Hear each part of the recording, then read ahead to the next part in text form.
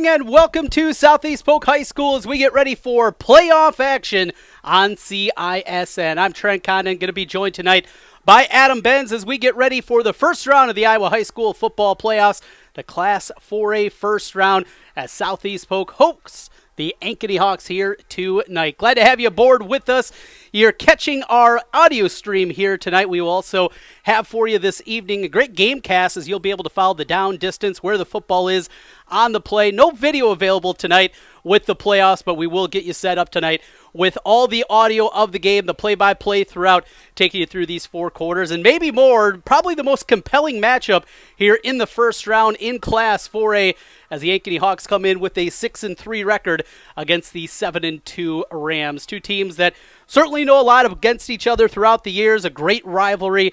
We've seen that maybe dissipate a little bit in past seasons after the move to two high schools in Ankeny. Not quite the rivalry that this once was, but certainly going to be an outstanding football game out there. Two teams that could do it both through the air and on the ground. Outside tonight, it is another cool one. 40 degrees, our game time temperature here tonight.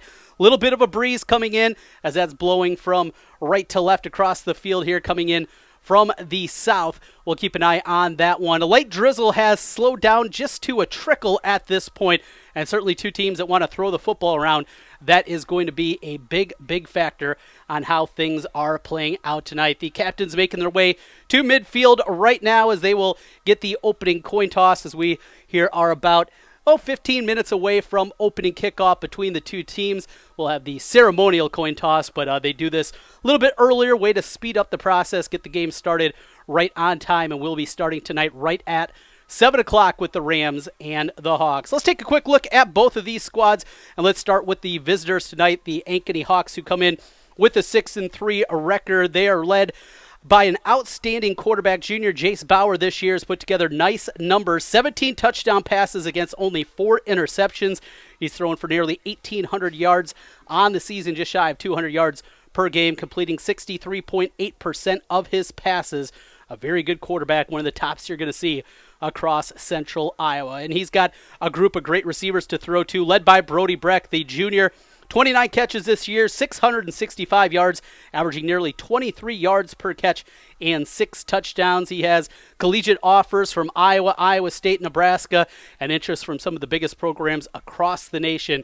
One to keep your eye on in Brody Breck. But it's not him alone in the receiving corps. Also, Jordan comes in with 24 catches this year, 569 yards. He also big play per catch, 23.7 for him, and 5 touchdowns. Cade Summers, Weston Folk, a couple of the other names. The ground game gets going with Colin Kadolf. Kadolf this year has run for 784 yards, averaging 6.2 yards per carry, and a team-leading 16 touchdowns on the season.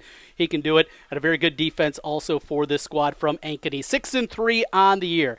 On the other side, Southeast Polk, the home team, they get the home game here tonight. They are 7-2 on the season as we start the playoffs tonight. Another team that does it both through the air and on the ground. On the ground game, first up, it is Davion Montgomery, and Montgomery took over the big shoes vacated by Gavin Williams, the outstanding 4-star running back who made the decision for his senior year to transfer to Dowling Catholic. That opened the door for Montgomery, who has put together an outstanding year himself, averaging nearly 8 yards per carry, 933 yards on the season. He has 13 touchdowns on the ground for Southeast Polk. The quarterback, Jaxon Daly, and he's part of a very talented sophomore class for Southeast Polk, completing 53% of his passes, 13 touchdowns against just 3 interceptions on the season. He's thrown for 1,153 yards so far this season. And then a bunch of good receivers also on this Southeast Polk squad. Fred Johnson leads the team in yardage with 406 yards through the air, 8 touchdowns and averaging over 20 yards per catch. Isaiah Wagner, who will be a walk-on at the University of Iowa next season, 24 catches this year. That leads the team, has 356 yards on the season to go along with 4 touchdowns through the air. And then in the slot, Jake Holmes, who's a very fast player. He'll be out there making big plays. They try to get him involved a couple of different ways. You'll see him from time to time also go with the jet sweep. He'll be involved there. So 3 very talented receivers for Southeast Polk. We mentioned Montgomery in the ground game and another youngster, sophomore Titus Christensen. Kind of the change of pace back, but he's been solid this year. Lost for an injury for a short time, but he has bounced back and been a great backup this year with Montgomery. Both those guys will play together at times, and you'll see them both on the field, both running backs, Montgomery and Christensen for Southeast Polk. One other player certainly want to mention, and as we look over at the defense, up front, a great linebacking crew. Olson, Brindley, and Caggiano have been all over the place. They all wear numbers in the 30s, and it's hard to decipher who makes the tackle. You know it's going to be somebody, though, seemingly every single time out of that group of linebackers for Southeast Polk. But talk about sophomores, and again, you talk about another group with this Southeast Polk team, and that is Xavier Nwankpa. Big play player, just a sophomore. He has interests from Notre Dame, Michigan, Ohio State. This is a kid you're going to be hearing a lot on the recruiting trail. You'll get a chance to hear how he plays tonight. Third on the team in tackles as a sophomore. Also has 2 interceptions on the year. He returns punts. He is all over the place, and certainly an outstanding player for Southeast Polk. The Hawks and the Rams, it's our game of the week here as we get a timeout. We'll come back. Kickoff moments away between Southeast Polk and Ankeny on CISN. Why do I look for the seal? It's about trust. Whether I'm buying a car, hiring a contractor, finding a tax preparer, or an honest mechanic, the Better Business Bureau seal means this business meets high standards. When I see the seal, I know I'll get what I pay for. No more taking chances and no more worries. And I feel good about supporting local businesses. My life is so much easier knowing I can always trust BBB accredited businesses. It pays to look for the seal. See for yourself at bbb.org/Iowa. It's Truck Month at Schottenkirk Chevy Waukee. Up to $15,000 off new 19 Silverado HDs. Up to $11,000 off new 19 Silverado 1500 Crew LTZs. We're in a position to give you more for your trade in Waukee. 19 Equinox up to 22% off. That's up to $9,000 off. Truck Month in Waukee, including up to $15,000 off new Silverado HDs. Huge inventory, but these won't last. Schottenkirk Chevy Waukee. WaukeeChevy.com. Central Bank is proud to support the unmatched spirit of sportsmanship and hard work exemplified by our local athletes. We're fans of high school sports and the way the big game and hometown team rally a community. Best of luck to all of today's competitors. Play hard, have fun, and make something great happen. Central Bank, member FDIC. Hi, I'm Chris from Fireplace Superstore. Fall is upon us and fireplace season is here, and you need a new Heat and Glow gas fireplace insert. They're the perfect thing to make that old wood fireplace more beautiful, warmer, and easier to use. And right now, Heat and Glow is giving a $200 rebate, making it even easier for you to upgrade that old fireplace. Please come see them today. Fireplace Superstore, 109th and Douglas in Urbandale.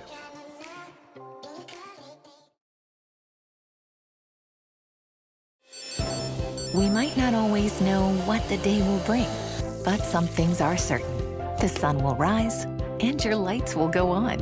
That's because at MidAmerican Energy, we're obsessively, relentlessly committed to providing you energy when and where you need it, to connecting with you and keeping our communities safe and strong.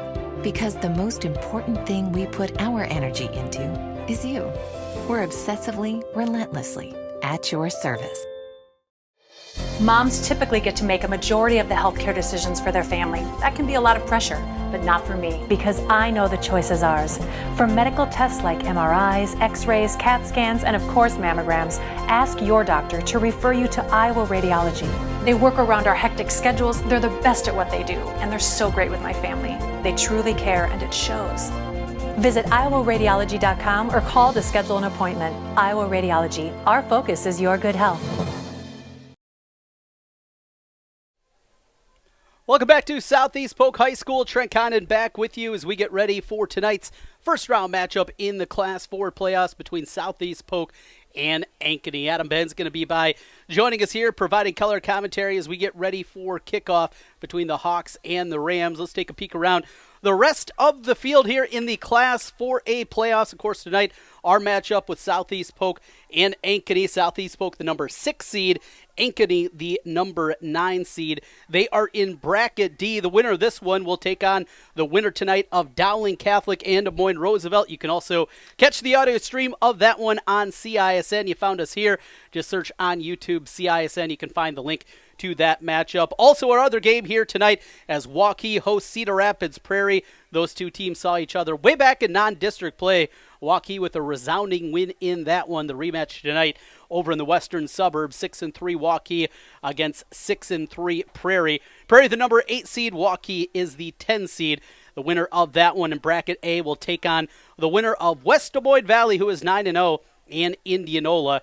That matchup happening tonight. The other two quads, if you will. This is not a straight bracket, if you will, a 16-team bracket that you see many times for tournaments. The way that it is currently constructed, and after last year, the decision to go to the RPI formula, what they did is they made 4 different pods, 4 teams in each pod. The winner of each pod moves on to the semifinals, and then from there, they will reseed it. If it is the top 4 seeds remaining, it'll be 1 versus 4, 2 versus 3 in the semifinals, but the top remaining seed will get the lowest remaining seed, and then the other 2 teams will face off in the semifinals from the Unidome, and of course the championship then following the week after that.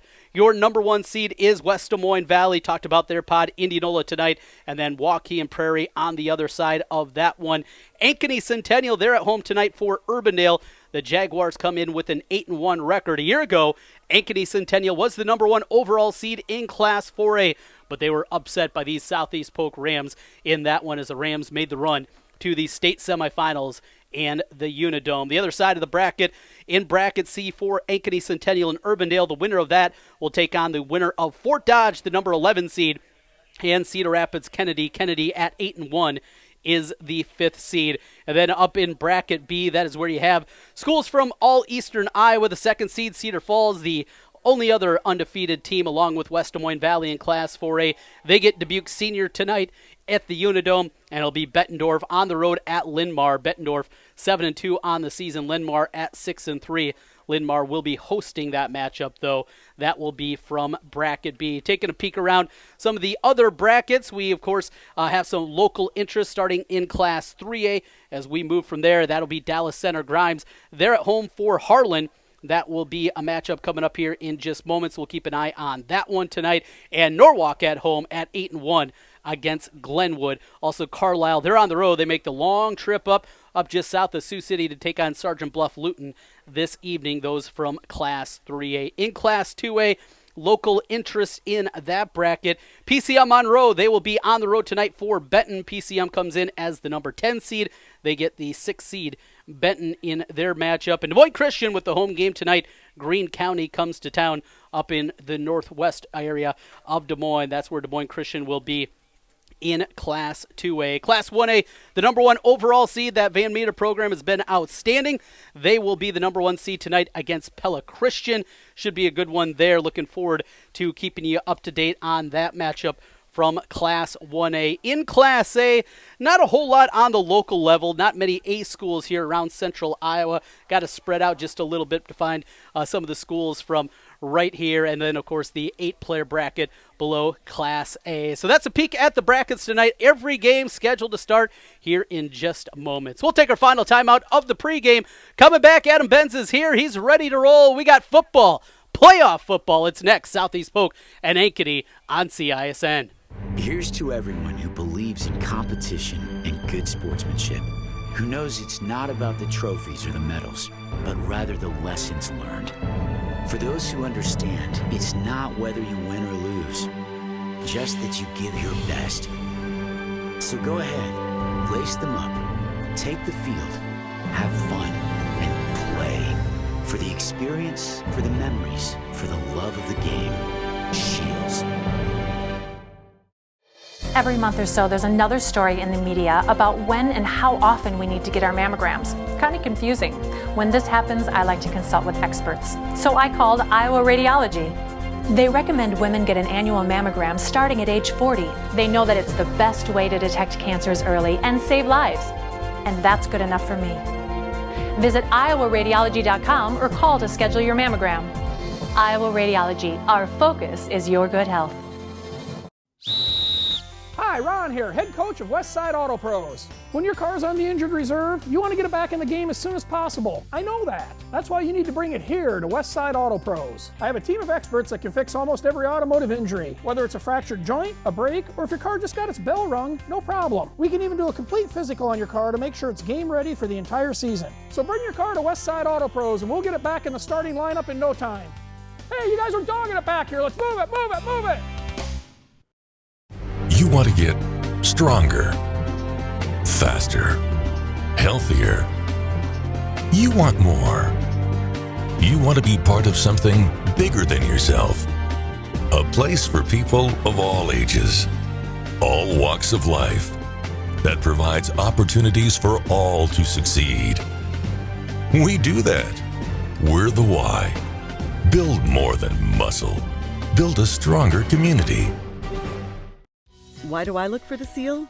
It's about trust. Whether I'm buying a car, hiring a contractor, finding a tax preparer, or an honest mechanic, the Better Business Bureau's seal means this business meets high standards. When I see the seal, I know I'll get what I pay for. No more taking chances and no more worries. And I feel good about supporting local businesses. My life is so much easier knowing I can always trust BBB accredited businesses. It pays to look for the seal. See for yourself at bbb.org/Iowa. Trent Cotton and Adam Benz back with you at Southeast Polk High School. It's the first round of the Class 4A playoffs. Ankeny and Southeast Polk, an old rivalry renewed.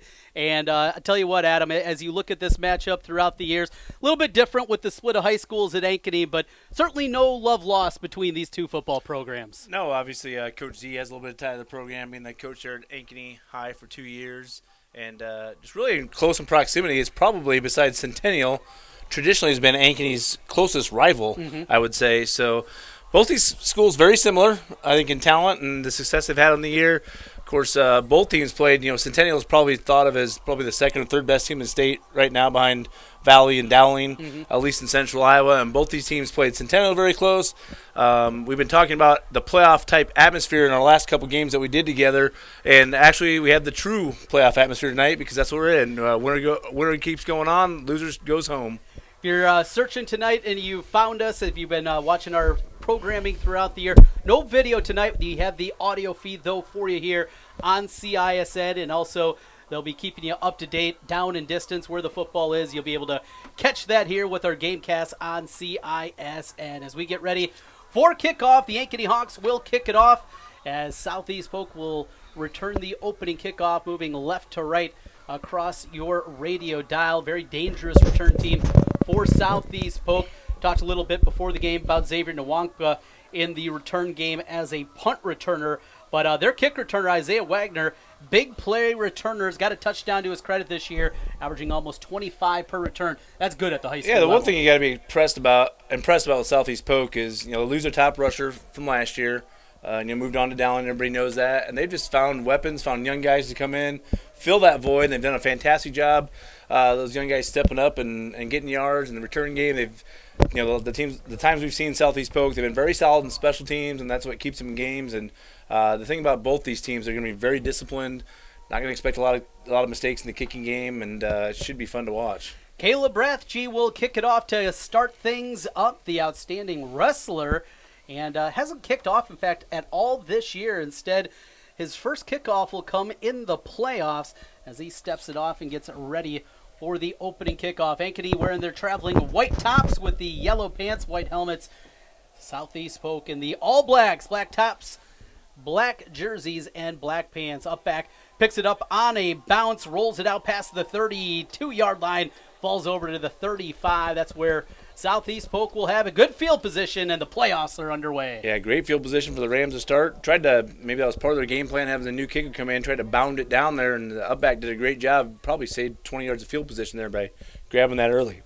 First down and 10, Southeast Polk, as the offense will come out onto the field. Final instruction from the coaching staff. Head coach Brad Zelenovich back with the Southeast Polk program's done an outstanding job. He's got a great group of sophomores, but they're not thinking about those sophomores. They're thinking about this team right now, and another great season for the Rams after the run a year ago to the state semifinals and the Unidown. First and 10 from the 35-yard line for Southeast Polk. working out of the gun. They'll pitch it to the right side. Montgomery scoots back out past the 38 to the 39-yard line. Picked up 4 on first down. Yeah, before the snap there, I was just going to say, it looked like big Jake Vore, a guy that we really like. He's only a junior, number 75, that right guard. He was leaning this way a little bit, Trent. I thought he was going to pull on that, and that's what he did. He pulled around the end, kind of that student body right type play. Quickly out with the play call as Daly shouts instruction out to his squad, looking to get the play call in. Daly, sophomore quarterback, wearing number 15. 53% completion percentage. Here's a handoff. Montgomery, big hole through the middle, spins through a tackle. He's in the clear to the 20. Got a flag 15, back here. Could be holding. Touchdown, but hold on. Flag came in, and that one came in right as he was getting into the secondary. Yeah, it looked like it was right as he was getting the secondary. I think, honestly, I don't know if they're going to call him Big Jake Vore or not. I was just going to say he was leaning forward on that one, and it looked like he was going to fire off and smash somebody. I think he buried his guy. I don't know if he grabbed, if they're calling him. I know he buried his guy. It's one of those things, sometimes if the refs see a guy go down, they automatically call holding. But, we don't have the ability to replay, right? Like Troy Aikman and Joe Buck do. But just at the point of attack, it looked like the Rams really fired off and did a great job there. So that's kind of a tough one for the Rams. That one takes a 61-yard touchdown off the board. Instead, it'll be second down and 14 for Southeast Polk. Got the big start they wanted, but now move back to their 31-yard line. That's where they have the football as they work at second down. 3 receivers left. Poor Montgomery needs a break. He ran so hard there on that one. And coming into the game, Titus Christensen back up. You'll see a lot of him tonight. Hard runner Titus Christensen. He's lined up in the slot. 5 wide receiver. Bubble screen setup. It's complete over the middle. Breaking a tackle to the 35-40. Skip down at the 41-yard line. A nice gain as they just went to the simple little bubble screen there and found one of their talented wide receivers. That was Johnson. Yeah, they got weapons all over the middle, or all over the place, and he came right back in the middle, run that little slip screen underneath, and it was. The Hawks were actually playing coverage. They're rushing 3, dropping 8, like you'd see the Iowa State Cyclones do on Saturdays. And it was just great blocking up front again by that Southeast Polk O-line. So makes it third and manageable. 3rd down and 4 for Southeast Polk. 10:35 to go in the opening quarter. They're going to hand it off to Christensen. Nothing doing there. Tackled down right away as Ankeny came flying in. That was Brecon Maness. Yeah, they came, had the 3-man line game, but brought the 2 linebackers right in the gap, and Maness came unblocked. Fantastic job him, and huge play there on 3rd down. Logan Sunvold will come on, the kicker and punter for Southeast Polk. Sunvold has had a nice season this year for the Rams in both categories. The senior, 5'8", 175 pounds, will punt it away on 4th down and 4. Right-footed boot, he gets the spiral, fair catch called for, and it's grabbed at the 24-yard line. So Ankeny, with the aid of a flag, they get the stop, and they'll get the football for the first time. 1st and 10 from their 24-yard line is will they mark that one. Rathje with the fair catch call. And now we'll see that Ankeny Hawk offense led by their quarterback, Jace Bauer, an outstanding wide receiver group led by Brody Brecht. Yeah, Brody Brecht, the D1 prospect. Hawks, I know, are Iowa Hawkeyes are on him hardcore, and I think there's some even bigger schools, bigger name schools like Michigan and stuff get in the fold now. And Jace Bauer, obviously, I think he has to have a good game for the Hawks to have success here tonight. 9:52 to play, first quarter, no score. As a 3 receiver set out to the right, they'll throw it out to Brecht, complete at the line of scrimmage. He breaks a tackle, cuts back at the 30, cut down just short of that to the 29. So a gain of 5 on 1st down. Simple pitch and catch there to Brody Brecht. Just a simple, we call it the West Coast offense. Sometimes you hear that. Just a 3-yard out. Why not get the hands of your playmaker, your best guy? It's really like a little running play for them. Let him just get upfield, get 5-6 yards at a time, and Coach Nelson will take that every time. Rick Nelson, the head man. Bauer back to throw again. That one complete over at the sideline. Going to be short, though, of a 1st down as he found the receiver on the comeback route. That was complete out there on the far side of the field. Complete to number 7? Is that Cade Summers? Yeah, it was. Cade Summers on the completion. Trip receivers left on 3rd down. 3rd down and 2 for Ankeny. They work with the football. Man in motion. It's a quarterback draw up the middle. Bauer's got the 1st down. Still on his feet, bringing tacklers with him. Great job. Yeah, great job there by Bauer. Just put his head down. It was right at the sticks. Put his head down, kept his feet going. Great play call there. Ran the back in motion. Went empty. you saw the linebackers shift out a little bit, and they'll open up the lane there for Bauer. Nice play call there by the Hawks. 1st and 10 from the 39 of Ankeny as the clock rolls. 9 minutes to go in the first quarter. 2 receivers left, 1 to the right. A zone read, but brought down. Good tackle there for Southeast Polk coming in and making the play. That was Tanner Tews coming up and making the tackle. Short loss on the play. It'll be 2nd down and a long 10. Yeah, just like what the Hawks did on 3rd down there. He was unblocked and made the play, stuck him right in the hole. Zone read, he read it perfectly there as Bauer kept it and was brought down. 2nd down and 10 for the Hawks as they work with the football right to left across your radio dial. Here's a shot up the field. Brock wide open. He's in. 4-6 touchdown Hawks. Brody Breck got past the defense, and he gets the Hawks on the board. Great ball there by Jace Bauer. That was a pretty ball. Threw it the only spot where Breck could catch it. Breck had his man beat. Did not underthrow that. Sometimes in high school level, you see a guy underthrow that ball, let the DBA make a play. But the one thing I don't like about what Breck did at the end, Trent, at the 5-yard line, he kind of wasn't Neon Dion style, but he was borderline just slowing down, sort of taunting his guy. But I guarantee Coach Rick Nelson's going to get on his butt and say, get your butt in the end zone. This is the playoffs. Don't need that horsing around. Here's the extra point attempt from Rathje. Snap is back, hold down, and the kick is got plenty of leg. It is good. 7-0 Ankeny with the lead. 8:23 to play in the first quarter as we come back. It's playoff football on CISN and KXNO. It's truck month at Schonkirk Chevy Waukee. Up to $15,000 off new 19 Silverado HDs. Up to $11,000 off new 19 Silverado 1500 Crew LTZs. We're in a position to give you more for your trade in Waukee. 19 Equinox up to 22% off. That's up to $9,000 off. Truck month in Waukee, including up to $15,000 off new Silverado HDs. Huge inventory, but these won't last. Schonkirk Chevy Waukee. WaukeeChevy.com. Central Bank is proud to support the unmatched spirit of sportsmanship and hard work exemplified by our local athletes. We're fans of high school sports and the way the big game and hometown team rally a community. Best of luck to all of today's competitors. Play hard, have fun, and make something great happen. Central Bank, member FDIC.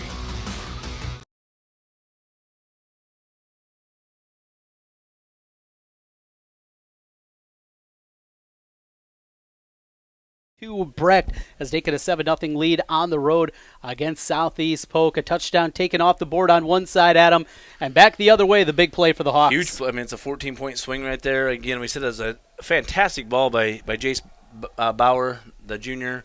I think that's the interesting thing about the ball's on the ground there. He ball fumbled on the return. Here's Combs still with on his feet to the 25, spinning through a tackle, and he's going to be held up just short of the 30-yard line. Boy, he was held up for a while before a whistle finally came. And then over here, we had a little extracurricular activity by number 20, pushing number 6 to the ground, number 20 from the Hawks. Pushed him by the face mask. Surprised there was no flag on that one. There could have been very well. Southeast Polk with their second possession. They'll mark them at the 30-yard line. 1st and 10 for the Rams as they try to get the offense rev back up. Had a big play in the running game that was called back on a holding penalty. I would expect the Rams to come back and try to establish that run. You know, Hawks playing with that 3-man line. They walk that outside linebacker up when they have a tight end. But still, it's a numbers game for the Rams. They got the numbers when they come out double tight like they are now. Montgomery back into the game at the running back spot. And they'll go 1st and 10 with the handoff to him. He looks to cut back into the middle. Brick through a tackle, still on his feet. And down to the 32-yard line. One of the hardest 2-yard runs you're going to find there for Davion Montgomery. On the stat sheet, he got 2 yards, but honestly, he should have been thrown for a loss of 3, so it's almost like a 5-yard run. But just running that outside zone stretch play really wasn't anything there. He was bottled up. Montgomery runs hard. He's a great young runner, and I expect him to just keep feeding him the ball tonight. 5'11", 180 pounds, 933 yards coming into play. They'll go empty here. 5 wide receiver set for Southeast Polk, facing a 2nd down and 8 from their own 32-yard line. Out of the snap, Daly can't find anybody. He's going to roll out, still rolling towards the sidelines. Just going to drop it off for Combs. Short completion there, bumped out of bounds at the 35-yard line. It'll be a gain of 3, and that was one that maybe if it was on the other sideline, might have saw a flag there. Might have. He had his foot on the white, got the shot, so it's Yeah, if it would have been on the Rams sideline, maybe got 15, especially in this day and age where they're trying to protect the players. It'll be 3rd and 5. 7:21 left in the first quarter. Southeast Polk and Ankeny. Ankeny up 7-0 here in this one. Opening round of the playoffs. Winner of this moves on to the quarterfinals next Friday night. Two backs in the backfield with Daly. They're setting up a screen. That one is complete to the left side. That's a first down and more. 45-50. Still on his feet. And a first down. They just set up a simple screen there to the left for Mason Rankin. It was the perfect time to call it. The Hawks brought 6-man pressure, and there was just nobody out there. They had 2 linemen to block for him. You had offensive lineman on a cornerback and another offensive lineman on a safety. They'll take that matchup any day, and it was a perfect time to call the screen there. Probably something they saw in scouting where they're, maybe Ankeny likes to bring some pressure on third down there, third in that medium range, and they caught him in the blitz. First down after the gain of 18. Rankin with the reception as Southeast Polk has moved into Ankeny territory from the 47-yard line. Looking to throw again, taking a shot. Incomplete. There was some contact out there. Looking for a flag. Nothing's going to come. They're looking for Heath Wielden on the outside. Yeah, I think he was playing the ball. Honestly, it's a good throw there by Jaxon. The thing that's impressive in this game, you got 2 young quarterbacks that don't make a lot of mistakes for being, on the Southeast Polk side. Jackson's only a sophomore.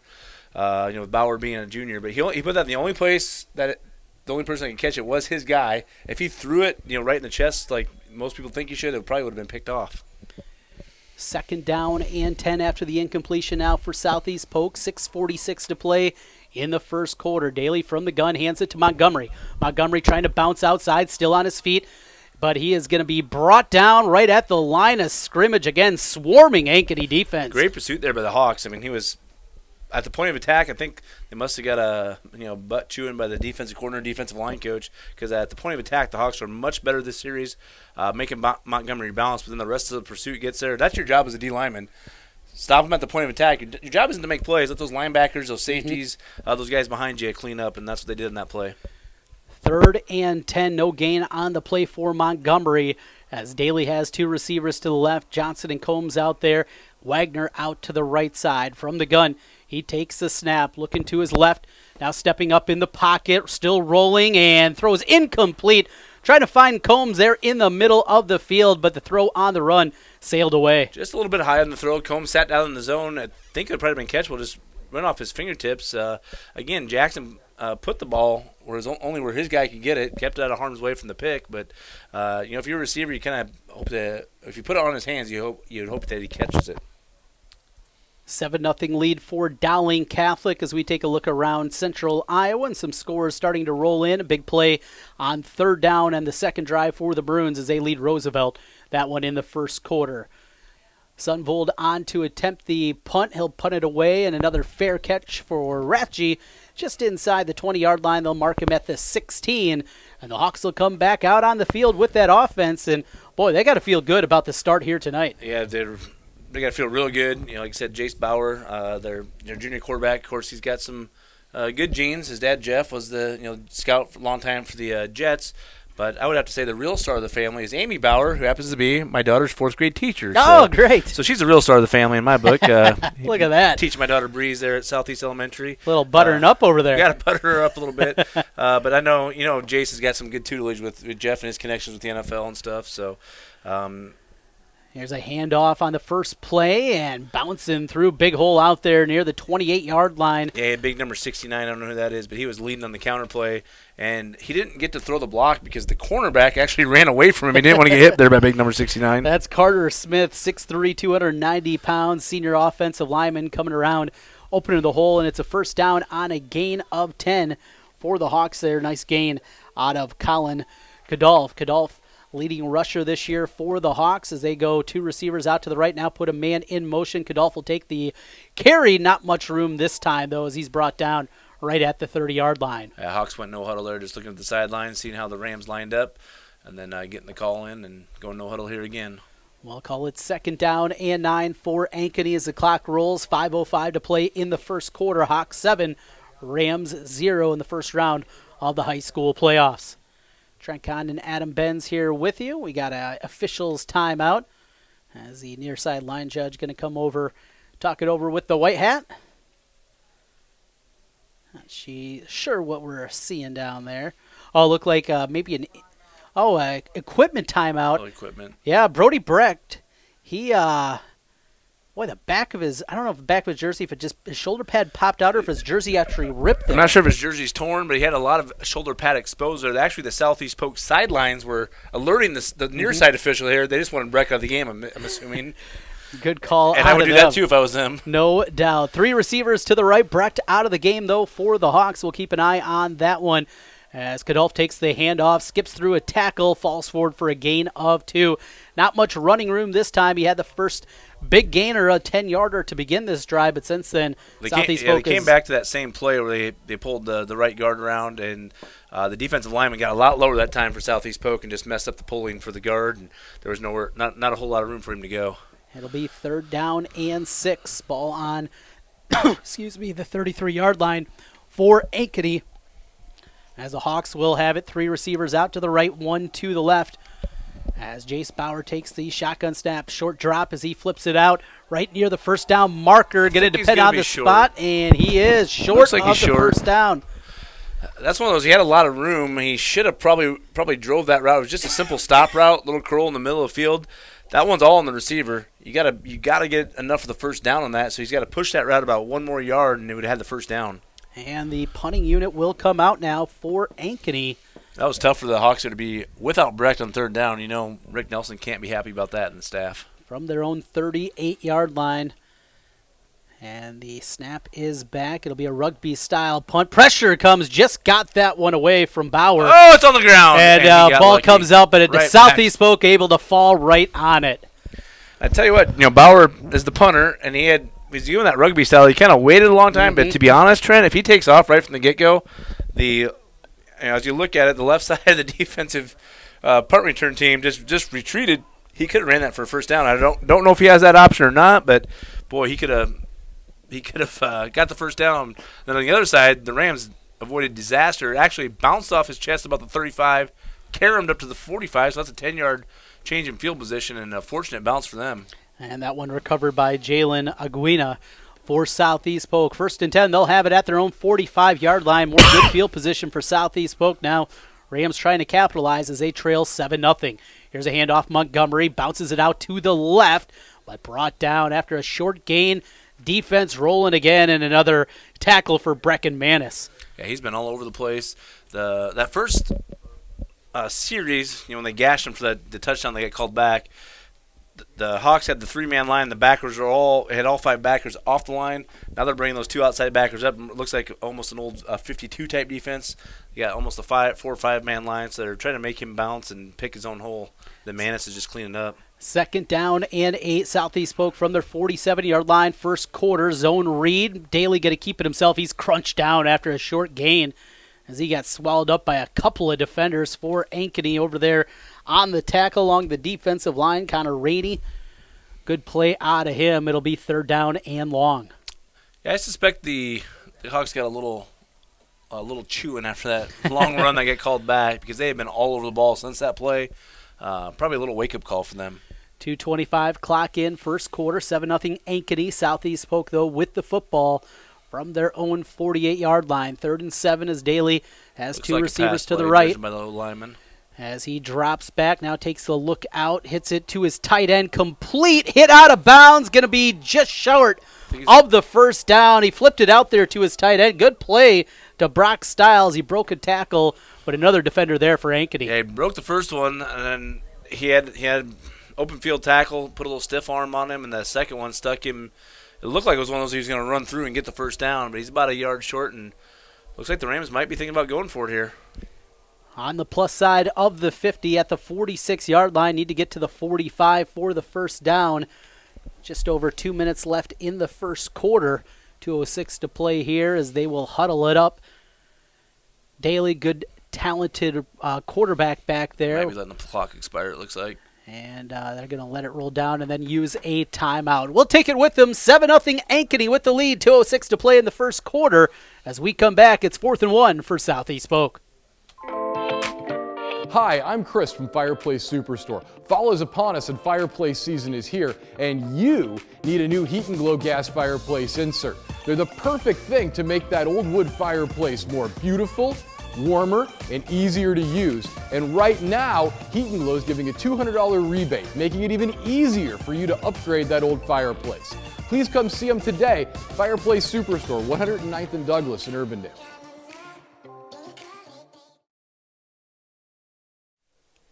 Trent Condon and Adam Benz back with you at Southeast Polk High School. It's a 7-0 lead for Ankeny, 4th and 1 for Southeast Polk.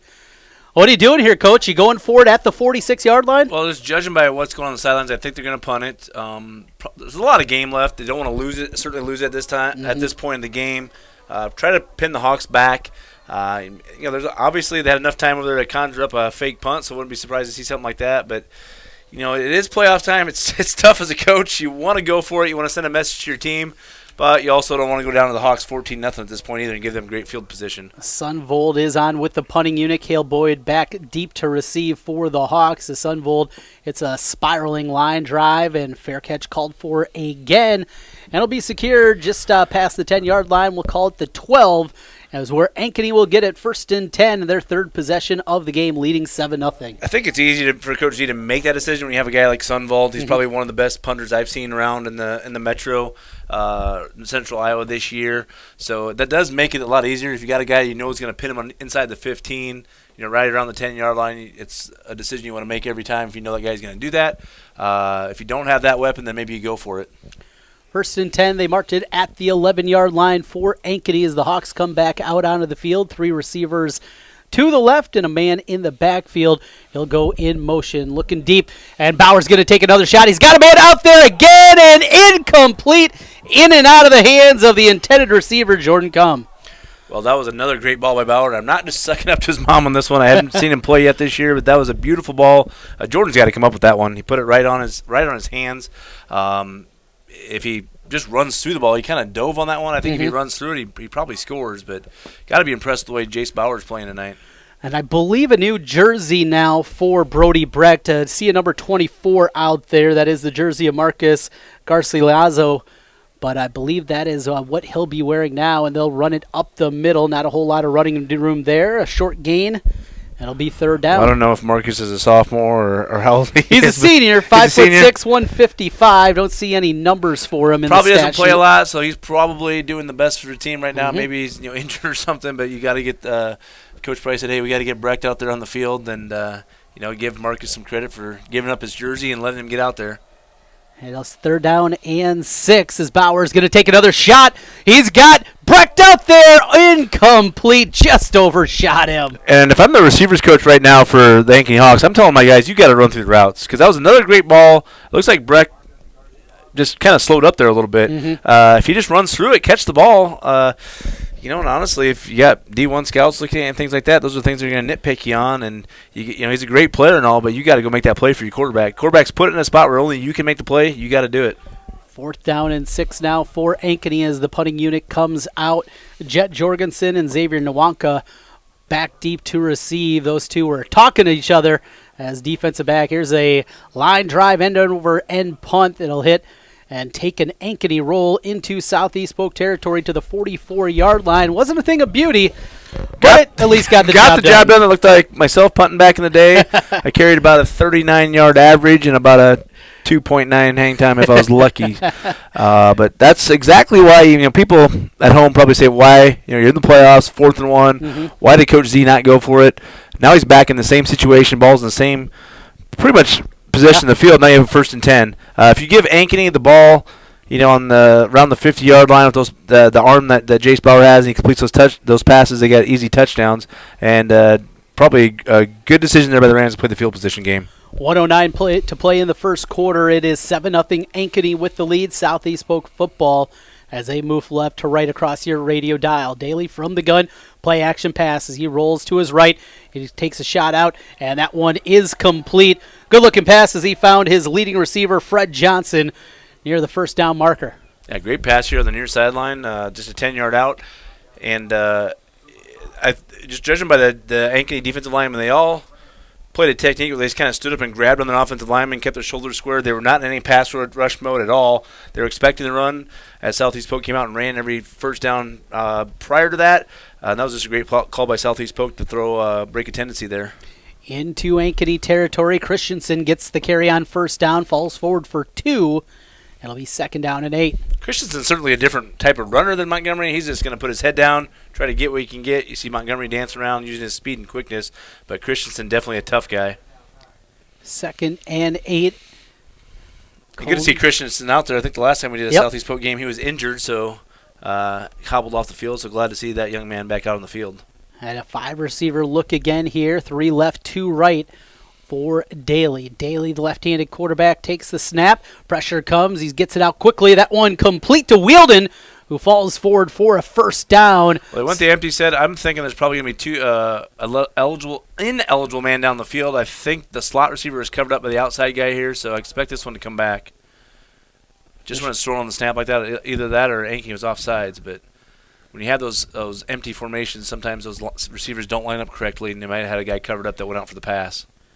And here comes the call. They will wave it off, so probably one of those where maybe he thought initially that he was covered up, then closer inspection saw that he wasn't. It'll be good enough for a first down for the Rams as they're moving. 24 seconds left in the first quarter, 1st and 10 at the 34. And they're just like Ankeny does, they go no huddle, so employing the same system allows the coaches to survey the defense a little bit and then get their call in. 2 running backs in. That's Titus Christensen along with Mason Rankin. Looks like it'll be a run play. As the final seconds tick away, they get the snap off. But before that, I think we have here a false comes start. a flag. Yep. The tailback flinched there, so he was excited to get the ball. Little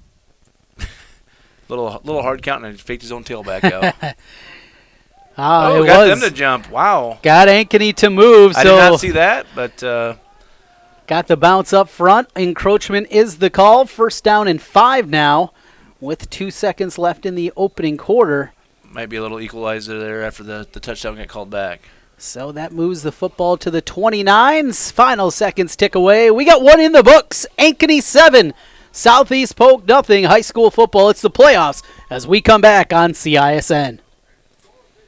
Didn't see anybody jump. Hi, I'm Chris from Fireplace Superstore. Fall is upon us and fireplace season is here, and you need a new Heat and Glow gas fireplace insert. They're the perfect thing to make that old wood fireplace more beautiful, warmer, and easier to use. And right now, Heat and Glow is giving a $200 rebate, making it even easier for you to upgrade that old fireplace. Please come see them today. Fireplace Superstore, 109th and Douglas in Urbandale.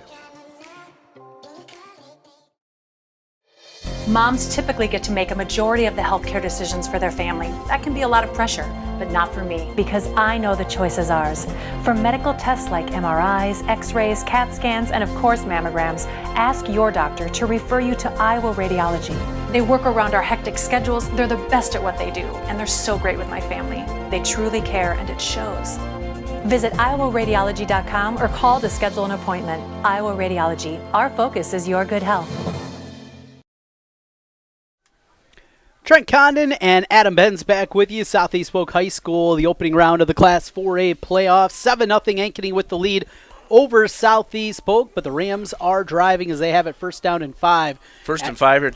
Good time for the Rams to take a shot deep here, maybe. From the 29-yard line, they put Wagner in motion, handed off to Montgomery right side. He scoots forward just short of the 1st down marker. Gain of 4 on the play. It'll be 2nd and 1. Here's now another opportunity for the shot play. Take a shot. Again, the quarterback they got with his arm, he definitely has the ability to get the end zone from here. So, well, and both these teams probably have some of the deeper wide receiver cores you're going to find in Central Iowa. Yeah, they got athletes all over the place. I think any high school at any level would take the bevy of athletes both these teams have at the skill position. Isaiah Wagner, he's lined up here on the short side of the field. They'll hand it to Montgomery. Hit in the backfield, try to spin away from it, but he is brought down. Leading the charge for Ankeny, that was Cale Boyd. Yeah, Cale just read that coming downhill. And that's what we want to teach your linebackers. Come downhill. You see that running back get the ball.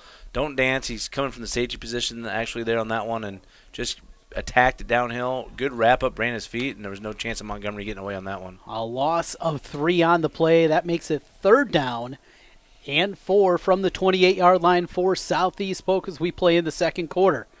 3 receivers to the right, 1 left for Daly. He works from the shotgun with Montgomery on his left hip. Shotgun snap and a zone read. Hands it to Montgomery, right side. He is hit right at the first down sticks. I think he's got the first. He was lit up there. Big stick, but again, it was just a numbers game. And actually, they're throwing number 4 on the down mark over there, but I think he's got it, just judging by the spot from here. They're keeping it 4th down, but it's got to be, if it's 4th down, it's got to be an inch. It is, and a little bit surprised that we don't get a measurement here, but at least to this point, it has not happened. 4th and I'm not even sure if we say inches. Just an inch, but that 3rd down play was just a numbers game. Ankeny only had about 5 guys in the box, so just give it to your stud tailback and let him make the move. Daly will line up under center. A couple of backs behind him. They'll push forward on the quarterback sneak. He's got his legs taken out from behind him. I don't know if he got much, but he didn't need much. Got our near side guy say move the chains, so like I said, he got an inch, but I think he only needed an inch, Trent. Yes, that was a close one there, and kind of a goofy play. Just as he was falling, looked like there was a hole there to the left, but then his legs were taken out, and he fell sideways as opposed to forward. That's the tough thing about these offenses that do shotgun all the time. If you have to go up underneath there and get the quarterback sneak, which back in our heyday was 100% first down. You see Nate Stanley do it for the Hawkeyes. It's almost 100%. But these guys are in shotgun, and 99% of the times you have to go up under center. It's not a very comfortable position for them. Daly off of play action, looking, pressure comes. He throws it out, incomplete. Had a man out there and wheeled in, but heavy pressure from the defense of Ankeny. Number 18, that was. Yeah, again, that is Brecon Maness, and he has been outstanding for the Hawks tonight. He's just all over the place. He's read that well. I don't think he was supposed to blitz. He might have been kind of in a spy mode there. They had the 3-man rush going. And once that hole opened up over left guard, as the Rams have it, he just blitzed right through there and put the heavy pressure on. It'll be 2nd and 10 after the incompletion from the 23-yard line for Southeast Polk as they are in Hawk territory looking for their first score, trailing 7-0 with 9:57 to play in the second quarter. Rankin in the game as the fullback. They'll hand it to Montgomery. He burst through the initial surge, but didn't get much again. Well, can you guess who blew that up from the point of contact coming out of as a fullback ISO play, and guess who blew it up? He has been all over again, Maness. And what is Maness? Is he a senior? Just a junior, 6 foot 195, but he's playing bigger than that. I would tell you, as a former defensive coordinator, I would take that guy on my defense any day. I don't know if he's getting any looks, probably on the small side for D1, but I could see him playing at any of the D3 schools. He's still got a year to grow, got a year in the weight room, but I tell you what, he's a playmaker. It'll be 3rd down and 8 for Southeast Polk from their own 20, from the 22-yard line of Ankeny. Rolling out, pressure comes, a throw back to the other side of the field, incomplete. Had it set up there, but the pressure from the backside from Ankeny. If you look down here on the near side, number 3, and I heard I think it's the Hawks coaching staff is right next door to us, to my right. There was nobody covering him from the get-go. They were yelling at him, and Jaxon Daly missed one there. If he just looks to his left, he's got a touchdown to number 3 down there. Will Comwell with the pressure, and that will force the field goal opportunity now for Sunvold from Southeast Polk. Sunvold been very good here throughout the season. We mentioned him as a punter. This time he's going to line up for the 39-yard field goal attempt from the middle of the field as the hold is down. Plenty of leg, and it is good. 7-3 after the field goal from Southeast Polk. Ankeny's lead cut to 4, 9:15 to go in the second quarter as we come back on CISN.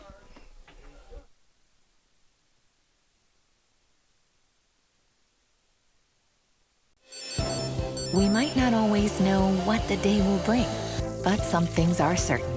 The sun will rise and your lights will go on. That's because at MidAmerican Energy, we're obsessively, relentlessly committed to providing you energy when and where you need it, to connecting with you and keeping our communities safe and strong. Because the most important thing we put our energy into is you. We're obsessively, relentlessly at your service. Here's to everyone who believes in competition and good sportsmanship, who knows it's not about the trophies or the medals, but rather the lessons learned. For those who understand, it's not whether you win or lose, just that you give your best. So go ahead, lace them up, take the field, have fun, and play. For the experience, for the memories, for the love of the game, Shields. Welcome back to Southeast Polk High School. 7-3 our score. Ankeny with the lead over Southeast Polk after the 39-yard field goal from Sunvold. He kicks it right at the goal line, at the one, picked up for Brecht as he stumbled with the ball initially, brings it out near the 20-yard line, but boy, that could have been disastrous for Ankeny. Yeah, Brecht was right at the one, dropped it, went back in the end zone. Looked like it was opening up there a little bit. I'd like to see Brecht hit that hole a little bit harder. He just seems kind of nonchalant out there at times. Even when catching that ball, he just kind of halfway let it hit his hands, and you got to concentrate a little bit more. And there's some big plays to have out there, and you could expect Coach Nelson to get after him on that. Ankeny gets the football at their 20-yard line, 1st and 10. Jace Bauer out there.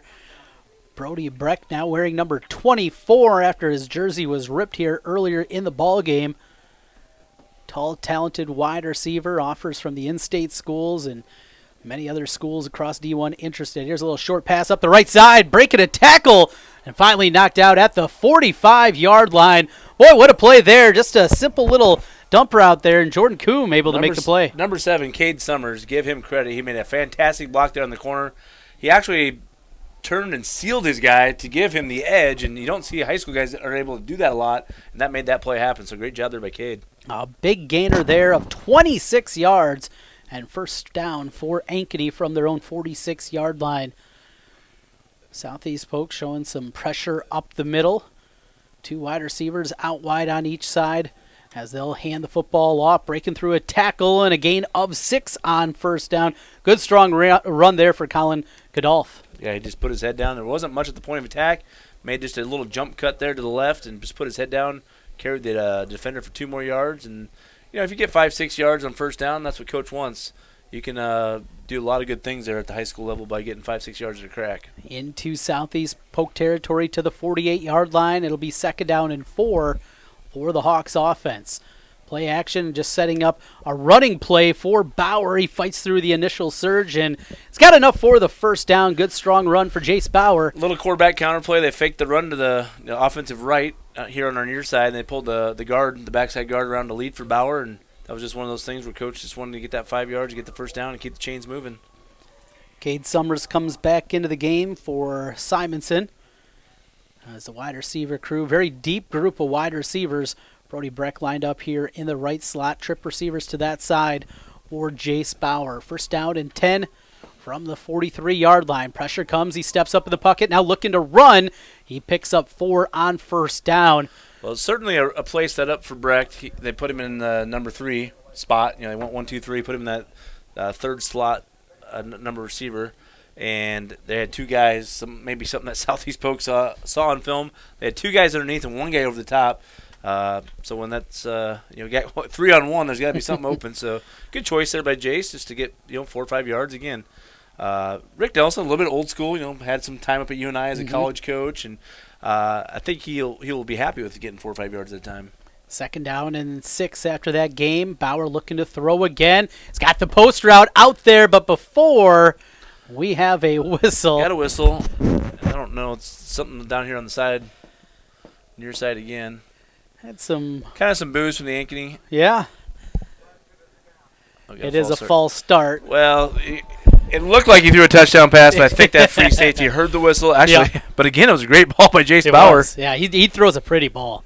He really does. And, even some of the better high school quarterbacks you'll see that aren't going to be collegiate, they do have to put a little bit more effort into the throw. That's not the thing with Bauer. It just eases right out of his hand. It just comes right out of his hand naturally. And I tell you what, he threw that ball from the 50, and it was a good 45 yards in the air.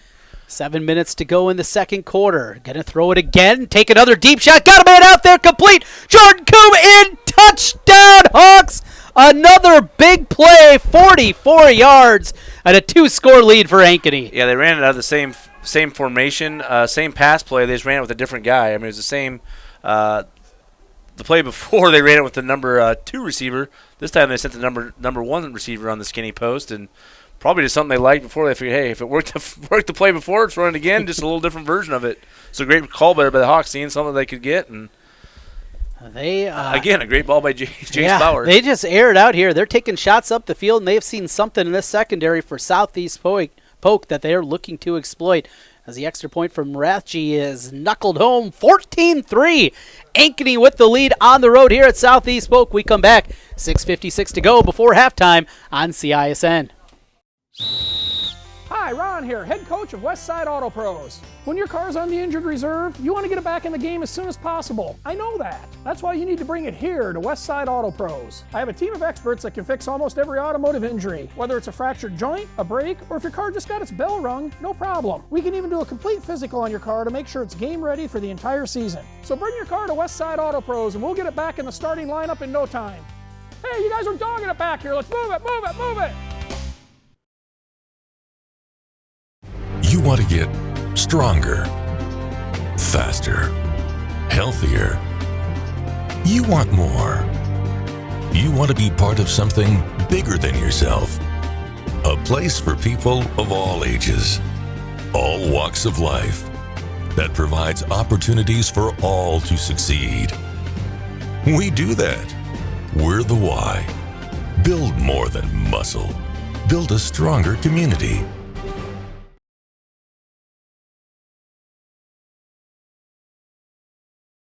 Why do I look for the seal? It's about trust. Whether I'm buying a car, hiring a contractor, finding a tax preparer, or an honest mechanic, the Better Business Bureau's seal means this business meets high standards. When I see the seal, I know I'll get what I pay for. No more taking chances and no more worries. And I feel good about supporting local businesses. My life is so much easier knowing I can always trust BBB accredited businesses. It pays to look for the seal. See for yourself at bbb.org/Iowa. Rathje on the kickoff for Ankeny as we come back here. 14-3. Ankeny with the lead over Southeast Polk. Isaiah Wagner with the return as he bounced it to the outside, trying to find some running room out there, but cut down at the 26-yard line. That's where Southeast Polk will start with the football here. And not danger time yet, but certainly Southeast Polk, they left some plays out there on the field. They got to get that offense revved up. Yeah, with Jaxon Daly, the quarterback that he is, he's got a lot of poise for a sophomore. He's been in some of these situations before where he's been down. I don't think there's any time to panic now for the Rams. They just got to settle in, just keep running their offense, and still plenty of time for them to get back in this game. As they start with the football and 6:46 left to go before halftime, Daly will hand it off on the jet sweep, bouncing it outside, but cut down. Tried to get the speed sweep going there to the outside, but again, that defense so good. Boy, he had it too, right off left tackle. As they're coming at us, if he makes the cut up field, that's where the hole was. He just stretched it out a little bit too far and let the Ankeny pursuit get to him. But if they see that on film, if he cuts it, makes that hard cut up north and south, he might have gotten 15, 20 yards. Fred Johnson, the wide receiver on the carry, picked up to 2nd down and 8 for the Rams from their own 28-yard line. 3 receivers to the left. As pressure comes, Daly tried to get it out there, incomplete, and brought down in the backfield. Ankeny, and it's been guys all over the field this time. That's Colin Riggs. Oh, so what they've been doing is they've been going to that 3-man line, and they have the 2 middle backers, and as soon as he snaps it, they wait about a full count, let the linemen engage, and then they come late with that pressure. So definitely a scheme that they've employed here since that first series, and it's been working well for them. Check that. That was number 2, Ayedi Tayatia, outside linebacker, 6 foot, 210 pounds, a senior. They're just letting those offensive linemen engage with the 3 down linemen and the middle backers. One of them probably just has a free go, and when they pick the hole, no one's there to pick them up. Now 3rd and 8 for the Rams offense, trying to get something started down by 11. As pressure is shown by Ankeny, taking the throw, incomplete at high, as that one was overshot. The tight end Brock Stiles, 3 and out, and the Hawks defense does it again. Yeah, that was. I think they got him rattled a little bit there, the young sophomore. But again, our boy Maness was coming hard in the blitz, and I'll tell you what, a guy that we really like from Southeast Polk, Jake Vore, picked it up, stoned him right at the line. So Jake's only a junior. He's a guy that we think they could probably play on Saturdays. I don't know if it's D1 type level, but maybe D2, 1AA, something like that, even D3 for sure. But Jake stoned him right in the hole. But he saw the blitz coming, and Jaxon Daly just rushed the throw there. He had time to complete it. He just got a little rush. Sunvold as the punt hit off one of the return men, but falling on it right away was Jordan Coombe. Boy, a dangerous spot there. Not one of the better punts from Sunvold, but it knuckled short of where it normally would. Hit off one of the blockers, but falls right into Coombe's hands. It was just a knuckleball and hit right off the guy's back, and again, those Southeast Polk got one in the first quarter where on a punt it bounced right back to him, and same thing here for the Hawks. Just got fortunate that it bounced right to the return man. Otherwise, that could have been a huge play for the Rams. Ankeny will start with the football at their own 37-yard line. First down and 10 with 5:54 left in the second quarter, leading 14-3 on the road against Southeast Polk. Bauer sets up the run as he tries to bounce it out. Flag comes out as he's falling forward just past the line of scrimmage, a gain of 1, but we'll check on the flag. Normally the spot you see a hold. Quarterback counter coming here to the near side, and I think they got little number 59. I think he was coming on the pole and just grabbed his guy as he was going across his face. The one thing you notice about the Ankeny Hawks line, you think for a 4A line, you think of 280-pound, 290-pound guys. I don't know if there's a guy much more over 215 out there in that offensive line. Yeah, Sam Belding, number 50. He's listed at 6'5", 225. More of that kind of lanky guy. Maybe the biggest guy you see out there is Carter Smith. We talked about him earlier, number 69. Yeah, he's probably the biggest guy out there. But, yeah, offensively, you can see that offensive line, certainly a lot of athleticism to it with what they do. A lot of pulling, a lot of movement, and certainly a lot of passing as Bauer's looking to do that again. He drops it off complete to the left side, bounced out bounds after a good gain to the 34-yard line. Nice gain there. Well, you don't of see 11. that. You don't see it at home, but in high school football, they place the ball in the hash marks, and the ball is on the near hash mark over here, and he threw that all the way across the field and put that on the money. He had a lot of zip on it. So, if I'm a scout looking at this Jace Bauer, it's the first time I've seen him play this year, but you got to be impressed. Bauer outstanding, just a junior, 6'1", 195.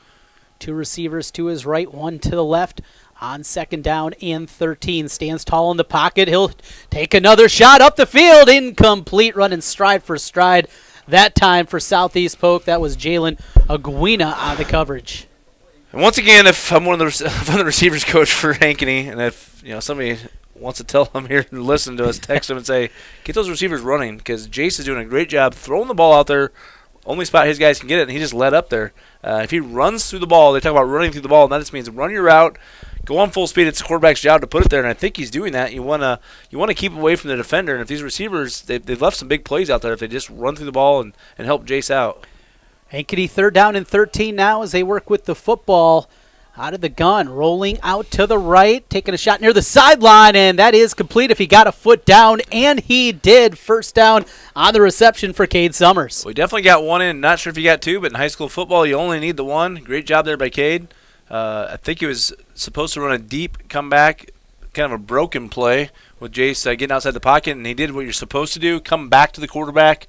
He was a little bit deeper down to the 40-yard line. He ran all the way back, and great tiptoe.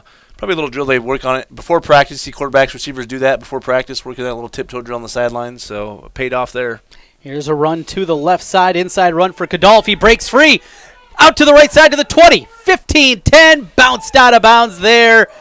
Kadolf didn't have a whole lot in the middle, but then he jumped out to the right, and a big hole out there, an opening, and a big gainer. Yeah, you mentioned our big boy Carter Smith, and guess what? He was right behind his tail, and he just drove his guy about 7 yards the opposite way. So give Big Carter, all the credit on that one for moving his guy. Probably got mad that I said the Ankeny Hawks were a little small up front, and he said, hey, look what I can do. First down and 10 from the 11-yard line after the big run, as they'll run it again. This time, defense is there for Southeast Polk. Minimal gain as a defensive pressure led by Dominic Caggiano for the Rams. Yeah, same play, just trying to go behind Big Carter there. But, of course, down inside near the 10-yard line, the defense is going to be packed in a little bit, so just too many bodies there for the Rams.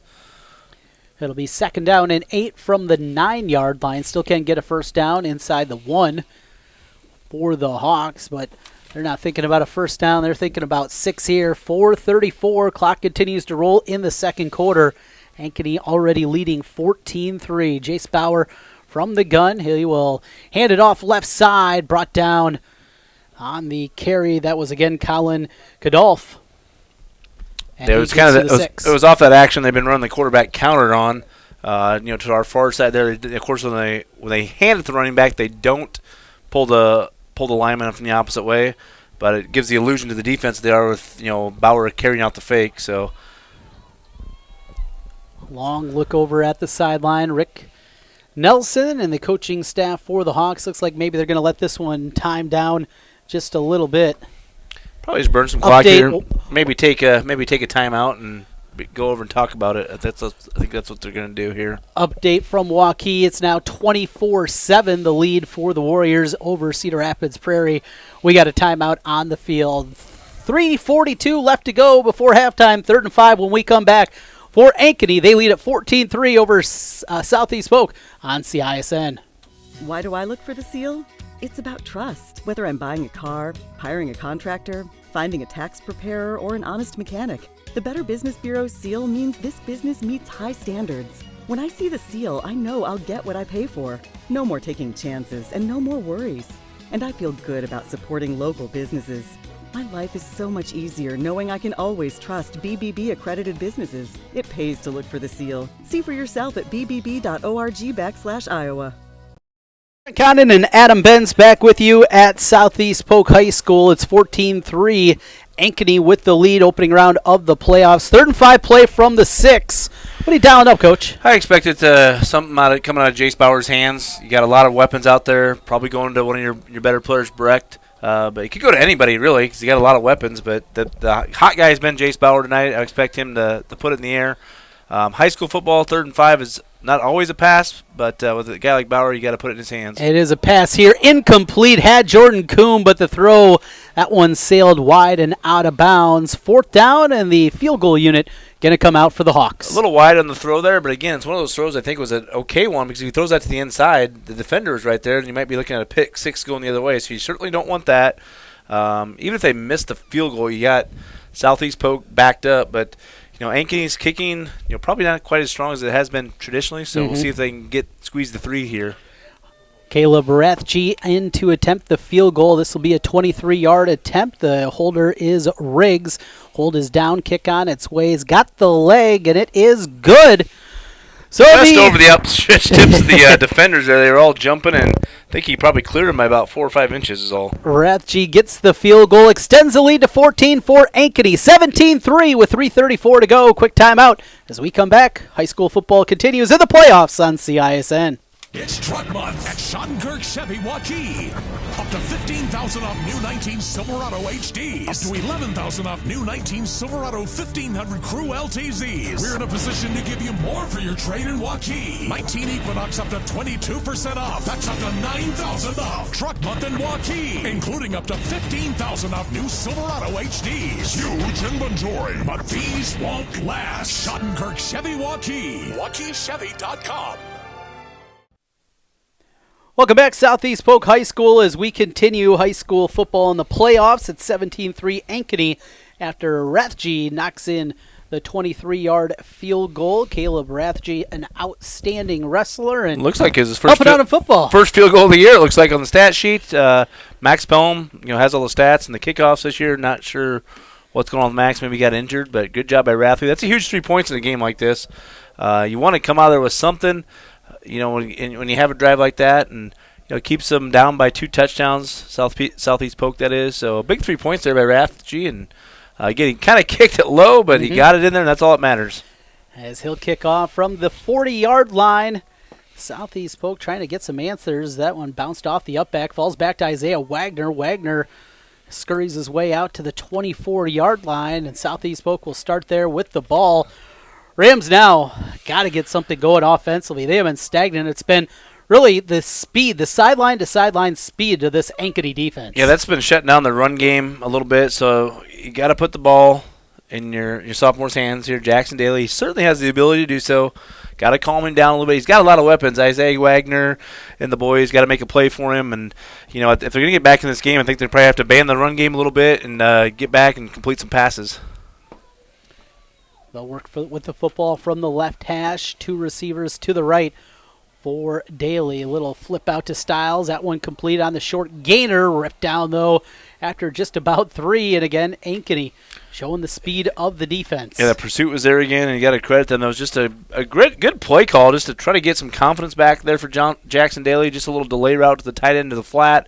Put it right on the money. Had me screwed. I forgot he was a lefty. I thought he was doing a trick throw there, but put it right on the money. But if that tackle's not made, Trent, he's got about 15 yards of green to run there. So great open field tackle there by the Hawks. Mo Watson on the tackle as it's 2nd down and 8. Short drop and in and out of the hands, incomplete, nearly intercepted off the deflection as they try to get it there to Davion Montgomery out in space, but a little bit high on the throw. A little high, but again, it hit him in the hands. You got to make a play for your quarterback, and he expect it. If it hits your hands, it's kind of the old rule. If it hits your hands, catch it. If he catches it, probably gets 4 or 5 yards, might get tackled right at the spot, but at some point, these receivers, these running backs, got to make a play here for young Jaxon Daly. 3rd down and 8 from the 27 for the Rams. Trips left for Daly as he gets the shotgun snap. Bubble screen set up to Combs, but he drops that one. Incomplete. Yeah, they actually went empty there, and they came back to the middle. Call it a rocket screen when they come back to the middle like that. Try to get all the linemen out there, and it was set up. We just talked about it the play before. These guys have got to make a play for Jaxon Daly. If he catches it, I would certainly think he's going to get a first down with all the big black bodies he had shirts in front of him to throw blocks, and there was about 5 black shirts, about 2 white shirts, and he certainly would have the first down in my opinion.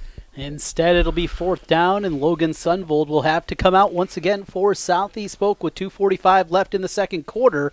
This time a better punt from the foot of Sunvold, and the fair catch secured by Jordan Coombe. 1st down, and another great chance for Ankeny. Plenty of time for the Hawks in their big play offense. With their aerial attack, you think they got to try to go after it, put some points on the board. Interesting that you see almost instantly when the ball is punted, Coombe is calling for a fair catch. It looks like that might be something that coaches are telling him to do.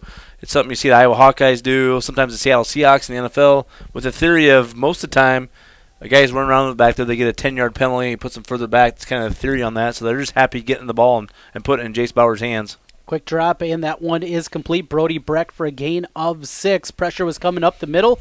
Jace Bauer with a good read and the quick throw on the outside. And if they're going to give that with 2:34, it's a lot of time to go 50 yards down the field. If they're going to give you a free 6, get it to him, step out of bounds. The clock stops, obviously, with that out-of-bounds play. So they certainly have the weapons to play pitch and catch like that up all the way down the field, and they're going to take advantage of that. 2nd and 5 from their own 44-yard line. They're getting a reverse set up here. Brecht gets it on the reverse. Pressure, though, coming on the outside. Also, a flag comes in and bounced out of bounds. Well, they're going to call a hold. I don't think it's a little bit of a weak one. The defender got away from the receiver. He reached out, but had he was grabbing, but had no cloth. I think the ref just sees that grabby, but he was grabbing air. That's a tough call there for the Hawks. Brecht just gained 2 on the reverse play. Heads up, though, from that Southeast Polk defense. They were ready for it, and the holding penalty going to move them back 10 yards. It'll be 2nd and long. I'm kind of surprised with the play call there. The Rams are playing soft coverage, so that means everybody's kind of off. So on a reverse, something like that, you're going to have plenty of time to react. Surprised they just didn't play that pitch and catch game with Bauer, pitching to Brecht and all the other weapons he has. 2nd and 15 before the play, though. Whistles come. I think the receivers took off a little early. And it is false start against the offense. So an Ankeny drive that started off with some promise, now going back the other way. Move it back to their own 29-yard line. 2:24 left here. Well, at this point, you might think about running the ball a couple times, try to run some clock, make the Rams use their timeouts, because there's no sense making a mistake here and getting the Rams back in the ball game. Trip receivers out to the left as Bauer works from the shotgun. He is looking to throw, and he's going to take a big shot up the field. He's got a man again, incomplete. That one sailed a little bit out of bounds. Going to be near impossible catch out there for Cade Summers. Yeah, he put it right on his outside shoulder. Again, he does a good job of putting it in the only place that the receivers can catch it. But honestly, I'm really surprised went with the throw there. Yeah. Rick Nelson, he's not sitting back. He's not. Coach would be a little more old school than that, but trying to open it up. I would expect him to try to just make the Rams a minimum burn some timeouts here. It'll be 3rd down for Ankeny, 3rd and 20 from their own 29-yard line with just over 2 minutes to play here. As Bauer rolls out to the left, pressure comes. He'll still throw it up against a double team, pushed out of bounds by Nwankpa. Good play by the sophomore, Xavier Nwankpa. If he doesn't push him there as he's coming down with the football, that's a completion. He certainly gets a foot down, in my opinion. Yeah. Again, in high school football, you only need one down. He may not have got 2, but Xavier makes a great play there. No time coming off the clock. So really, Southeast Polk is going to be set up in good position here. I think the Hawks probably only ran about 12, 15 seconds off the clock there. So big win for the Rams to get back in this game.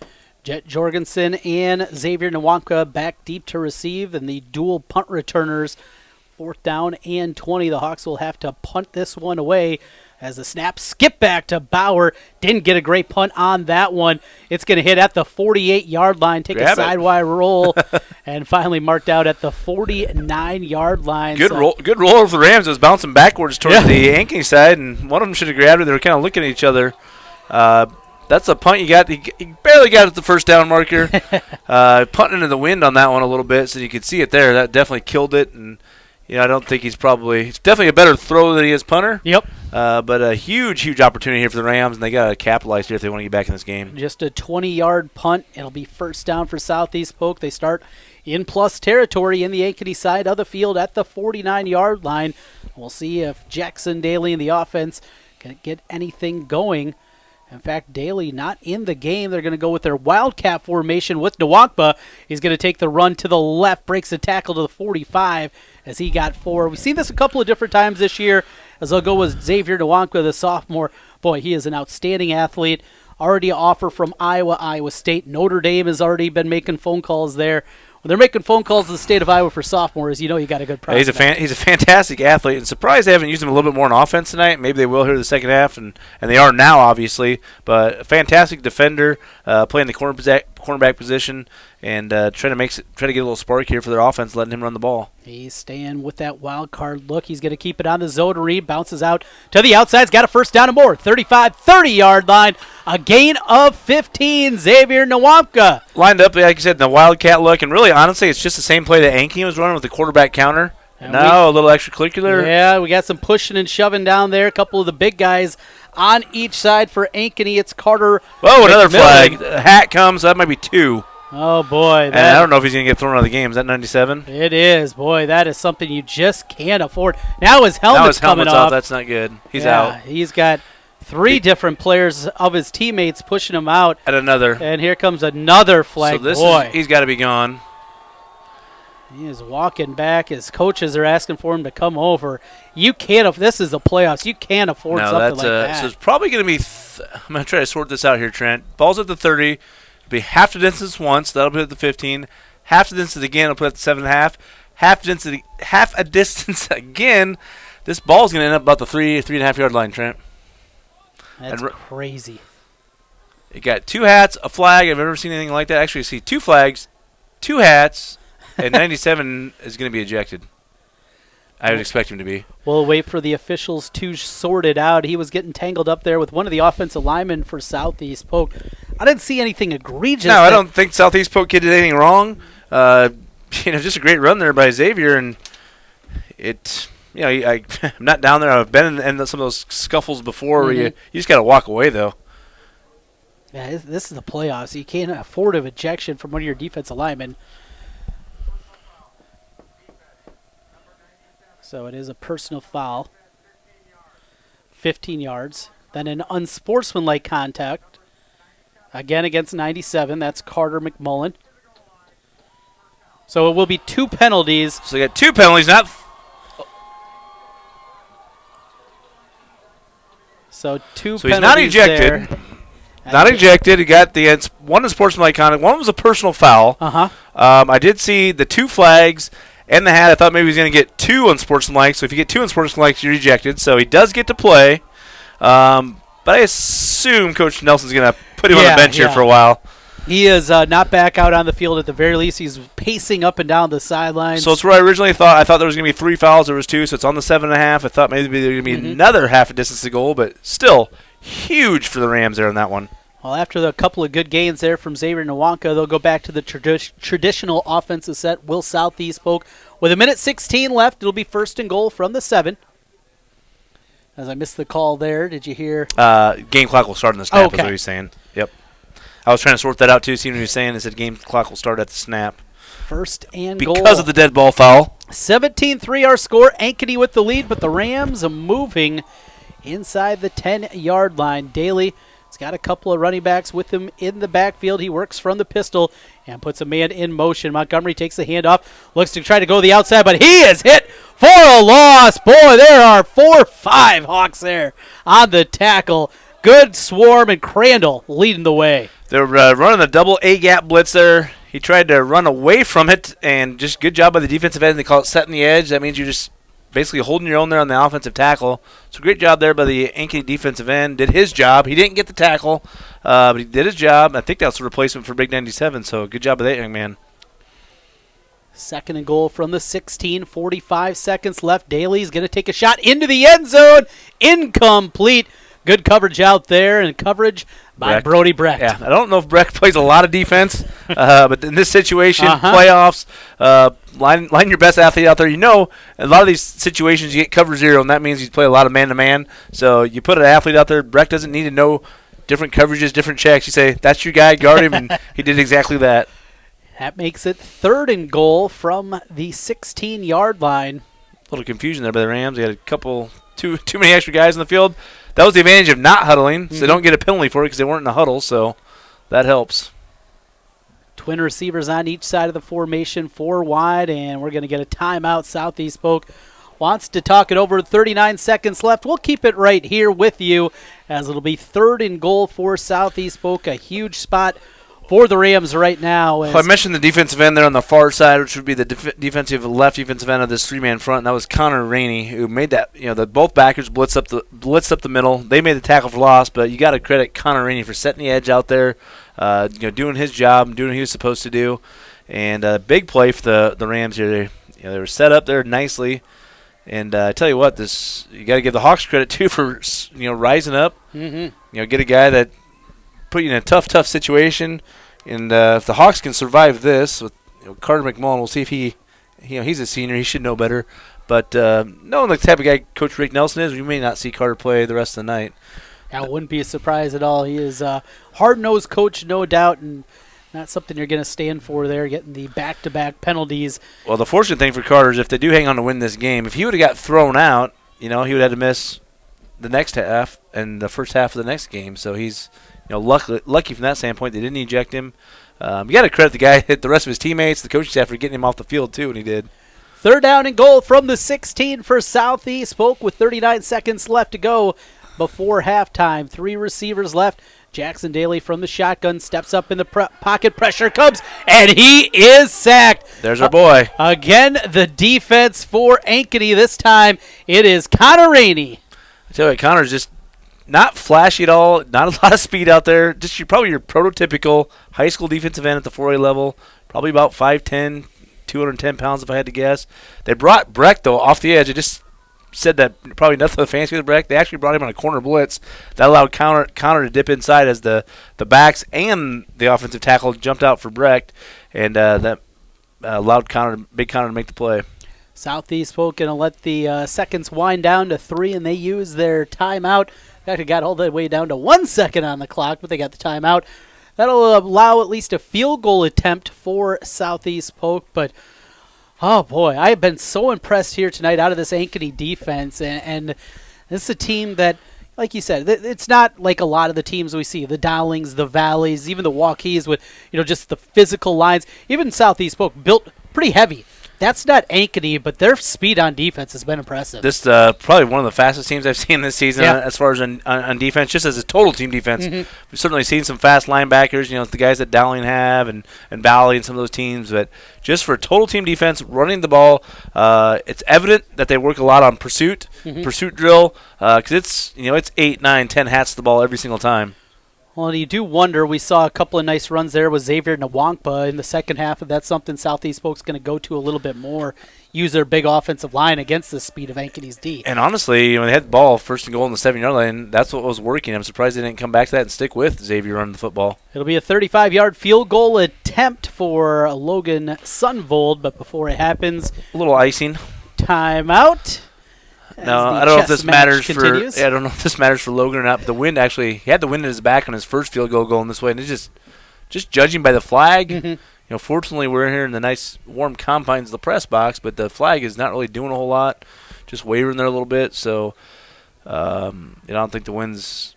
He's got the leg to make it. He just won't have that wind aid at his back for this kick. It'll be a 35-yarder as they'll mark it at the 25-yard line, right in the middle of the field.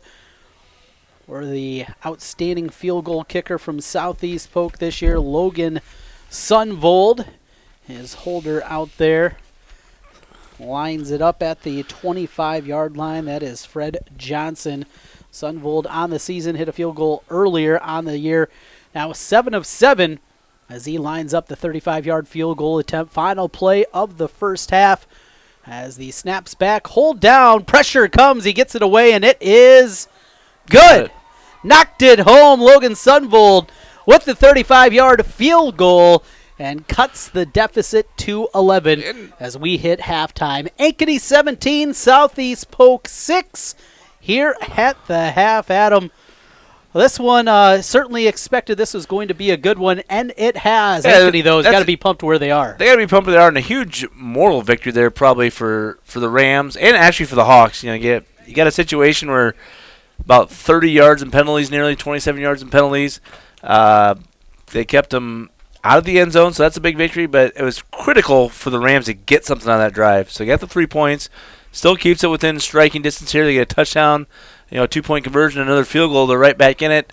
And Sundvold's a weapon. If they can keep it close and it comes down to Sundvold at the end, he's a guy that's, like I said, a heck of a kicker. Hasn't missed one yet, it doesn't sound like, on the season. So if you're a small college out there, I could see him kicking, for a place like Grandview, some of these NAIA schools, and heck, some guys like that end up walking on at some of the bigger schools and doing fine. So Sundvold is definitely a weapon. I think he's got the strength of his leg to be a big-time kicker. You want to see a little more height on some of his kicks. Sure. But a huge victory for both teams, feeling good going in and get a halftime, because if the Rams come away there with nothing, I think they're probably a little bit demoralized.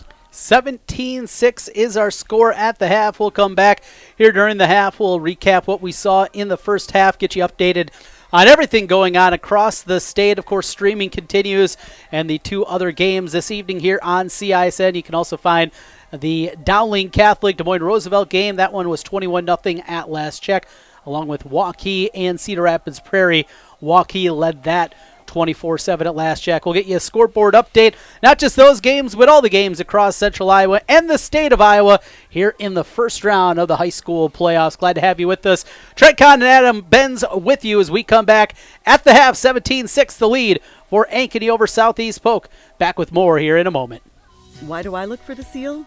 It's about trust. Whether I'm buying a car, hiring a contractor, finding a tax preparer, or an honest mechanic, the Better Business Bureau seal means this business meets high standards. When I see the seal, I know I'll get what I pay for. No more taking chances and no more worries. And I feel good about supporting local businesses. My life is so much easier knowing I can always trust BBB accredited businesses. It pays to look for the seal. See for yourself at bbb.org/Iowa. It's Truck Month at Schonkirk Chevy Waukee. Up to $15,000 off new 19 Silverado HDs. Up to $11,000 off new 19 Silverado 1500 Crew LTZs. We're in a position to give you more for your trade in Waukee. 19 Equinox up to 22% off. That's up to $9,000 off. Truck Month in Waukee. Include WaukeeChevy.com.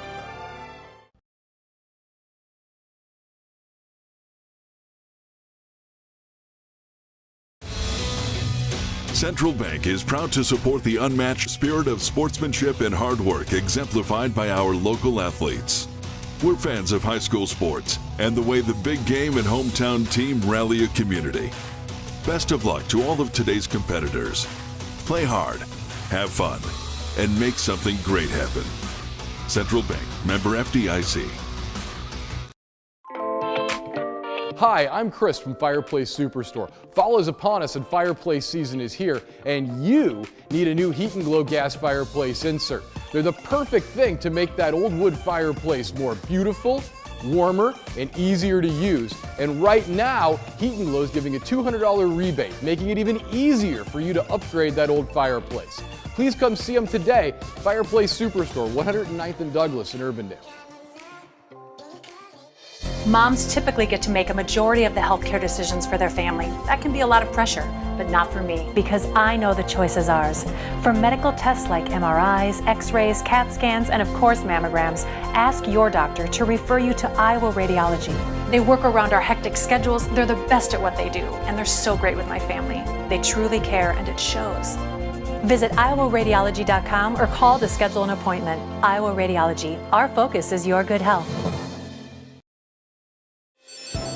We might not always know what the day will bring, but some things are certain. The sun will rise and your lights will go on. That's because at MidAmerican Energy, we're obsessively, relentlessly committed to providing you energy when and where you need it, to connecting with you and keeping our communities safe and strong.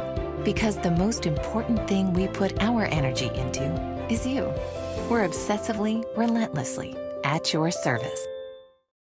Here's to everyone who believes in competition and good sportsmanship, who knows it's not about the trophies or the medals, but rather the lessons learned. For those who understand, it's not whether you win or lose, just that you give your best. So go ahead, lace them up, take the field, have fun, and play. For the experience, for the memories, for the love of the game. Shields. Every month or so, there's another story in the media about when and how often we need to get our mammograms. Kind of confusing. When this happens, I like to consult with experts. So I called Iowa Radiology. They recommend women get an annual mammogram starting at age 40. They know that it's the best way to detect cancers early and save lives. And that's good enough for me. Visit iowaradiology.com or call to schedule your mammogram. Iowa Radiology, our focus is your good health. Hi, Ron here, head coach of Westside Auto Pros. When your car's on the injured reserve, you want to get it back in the game as soon as possible. I know that. That's why you need to bring it here to Westside Auto Pros. I have a team of experts that can fix almost every automotive injury. Whether it's a fractured joint, a brake, or if your car just got its bell rung, no problem. We can even do a complete physical on your car to make sure it's game ready for the entire season. So bring your car to Westside Auto Pros and we'll get it back in the starting lineup in no time. Hey, you guys are dogging it back here. Let's move it, move it, move it. You want to get stronger, faster, healthier. You want more. You want to be part of something bigger than yourself. A place for people of all ages, all walks of life, that provides opportunities for all to succeed. We do that. We're the why. Build more than muscle. Build a stronger community. Welcome back here at the half. Trent Condon and Adam Benz with you. It is 17-6. Ankeny with the lead over Southeast Polk. And keeping an update around the scoreboard here. Before we get to the scoreboard, though, Adam, thoughts on the first half? Southeast Polk had that opening touchdown wiped off the board with a holding penalty. And then from there, really just never could get that offense quite on track. Well, surprising, look at the score. Southeast Polk has actually probably ran the ball better than the Ankeny Hawks. Ankeny's passing attack is what's kept them, in this game and certainly with the lead. But they brought Xavier in, the young sophomore, running the Wildcat stuff there towards the end of the half. He had a couple big runs, and I was really surprised. They had first and goal in the 7. Still plenty of time on the clock to run it. They chose to go with the pass play. Not second guessing the coaching staff, but you got something going there, and it looked like the Hawks were reeling a little bit, stopping the run. They took one of their starting defensive linemen out. Surprised that Southeast Polk didn't try to hammer it in there running the ball. There still is plenty of time for the Rams to try to run a little bit, mix that in. It seems like the speed of the Ankeny Hawks have the young sophomore quarterback frazzled for the Rams. Then the other side, the junior quarterback Jace Bauer, he's been the story for Ankeny, making the plays that he's had, and I expect Coach Nelson to tell the guys to settle down a little bit. Issues discipline there towards the end of the half on defense. Offensively for the Hawks, it looks like they're not going to be content with killing the clock. They came out guns a-blazing, so those receivers just have to try to continue to make plays there for Jace Bauer. Yeah, very impressive out of Bauer. He has been outstanding tonight. He's been putting the ball out there and letting that talented group of receivers go out and make some plays. Sunvold, he's been the only offense, at least in terms of points here tonight, as he's out on the field already, getting ready for the second half. The talented dual-threat kicker, the kicker and the punter for Southeast Polk. Again, 17-6, our score at the half. Let's take a peek around what we're seeing on the scoreboard tonight.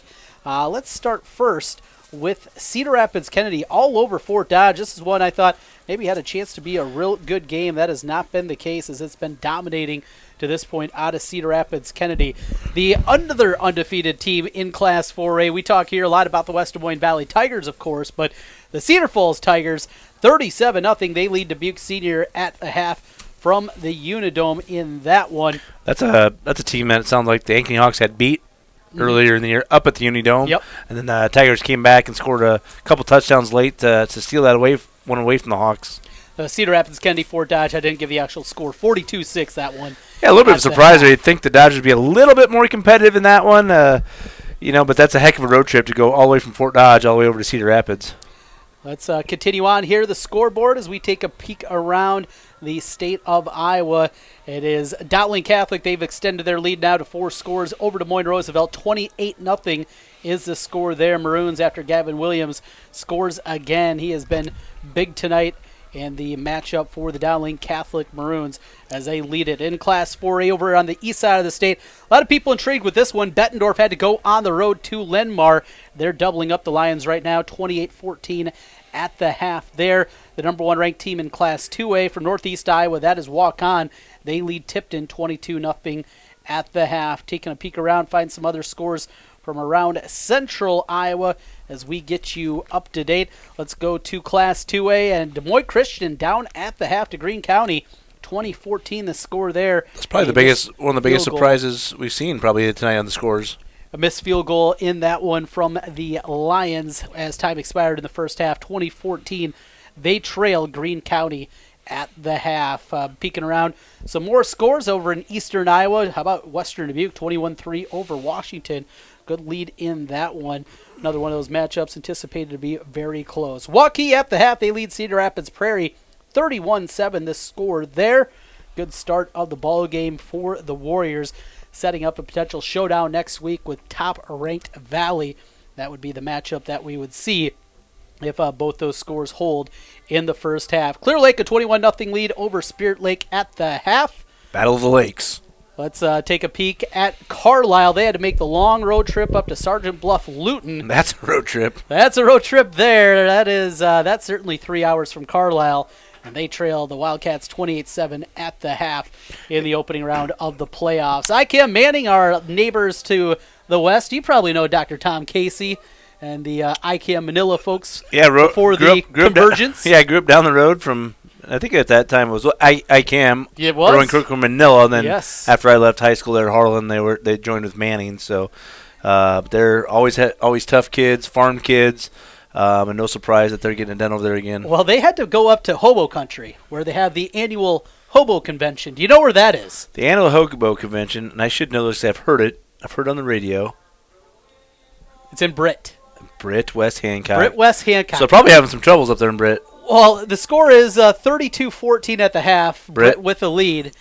But let's just say from Manila to Britt, that has to be 4 hours. That's a little bit of a road trip. At least right a solid 2.5, but that's a lot more than that. There's no cutting through. There's no diagonal from. There's no 4 lanes. It's probably a solid 3.5 hours. The boys from Shelby and Crawford County there probably a full 12-pack to get there and back.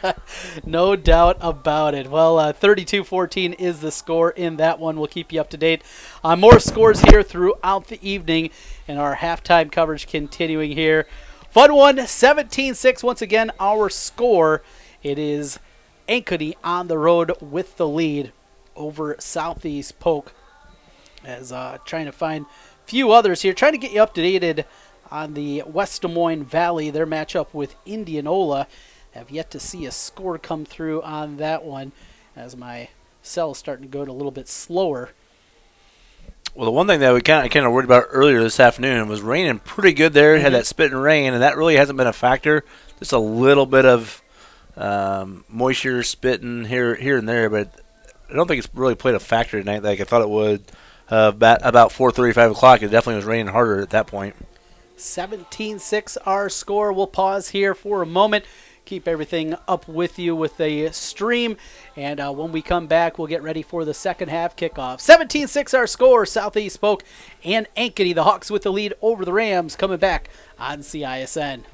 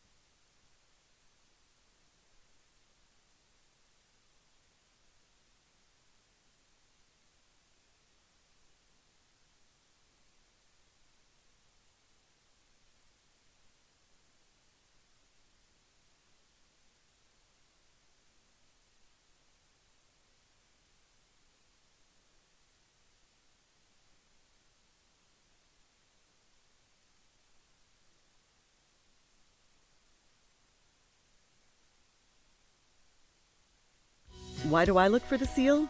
It's about trust. Whether I'm buying a car, hiring a contractor, finding a tax preparer, or an honest mechanic, the Better Business Bureau seal means this business meets high standards. When I see the seal, I know I'll get what I pay for.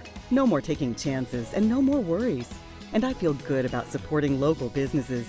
My life is so much easier knowing I can always trust BBB accredited businesses. It pays to look for the seal. See for yourself at bbb.org/Iowa. It's Truck Month at Schadenkerk Chevy Waukee.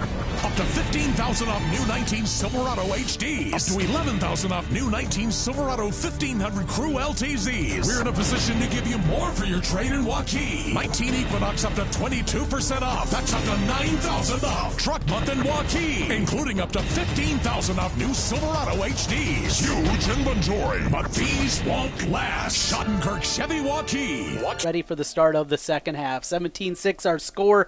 Ankeny with the lead at the half, and the Hawks, Adam, they're going to get the football to start the half. A huge critical series here for the Southeast Polk Rams. They're going to try to get back in this game. They got to stop Ankeny, I think, here right away. Just give themselves some confidence. Be interesting to see what the Hawks try to do here. They're going to keep the aerial attack going, or are they going to try to kill some clock here and grind it out a little bit? Sunvold with the kick end over end to the 2-yard line. A return opportunity for Jordan Coombe. He bounces out to the left, brought down at the 25-yard line. Ankeny with the football first, and the high-powered offense will trot back out onto the field. It'd be interesting, like I said, to see if they'll continue to air it out. We saw about a half a dozen or 7 deep balls that first half. Looked like the old Raiders of the 70s and 80s just launching it up there.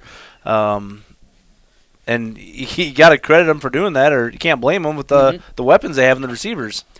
They have looked good out there. Number 24 now, Brody Brecht, after wearing number 11 throughout the season, had his jersey ripped during the first half. So got a change, got a teammate's uniform, and he's been out there since. He'll get a first opportunity across the middle. He's got a first down and more. Spins through another tackle. Out past midfield, a big gain. 24 yards, and Brody Brecht gets the half started. Well, I was just going to say, that's the first time all game we've seen Brody Brecht to be in the slot, the number 2 position in the slot. And they actually pulled a guard, gave the entire counter run action, and hit him right over the middle. The linebackers left that void open in the middle, and great pass again by Bauer, hit him right in stride. At the Ram 47-yard line, as they'll hand the football off here. Left side, big hole, cutting back to the right. Breaking through a tackle, 35-30, 25-20, cut back and brought down, but a flag. Couple of them out in the secondary. Looks like another hold. Yeah, it's the second time I've seen this where the receivers aren't really holding him, in my opinion. They're kind of grabbing him, doing what receivers do to DBs, and I don't think it's that egregious. It didn't really have a whole lot of effect on the play. It's almost like the guy's screening him off, but the near side official, he sees arms extended and any grabbing, he's going to throw that flag.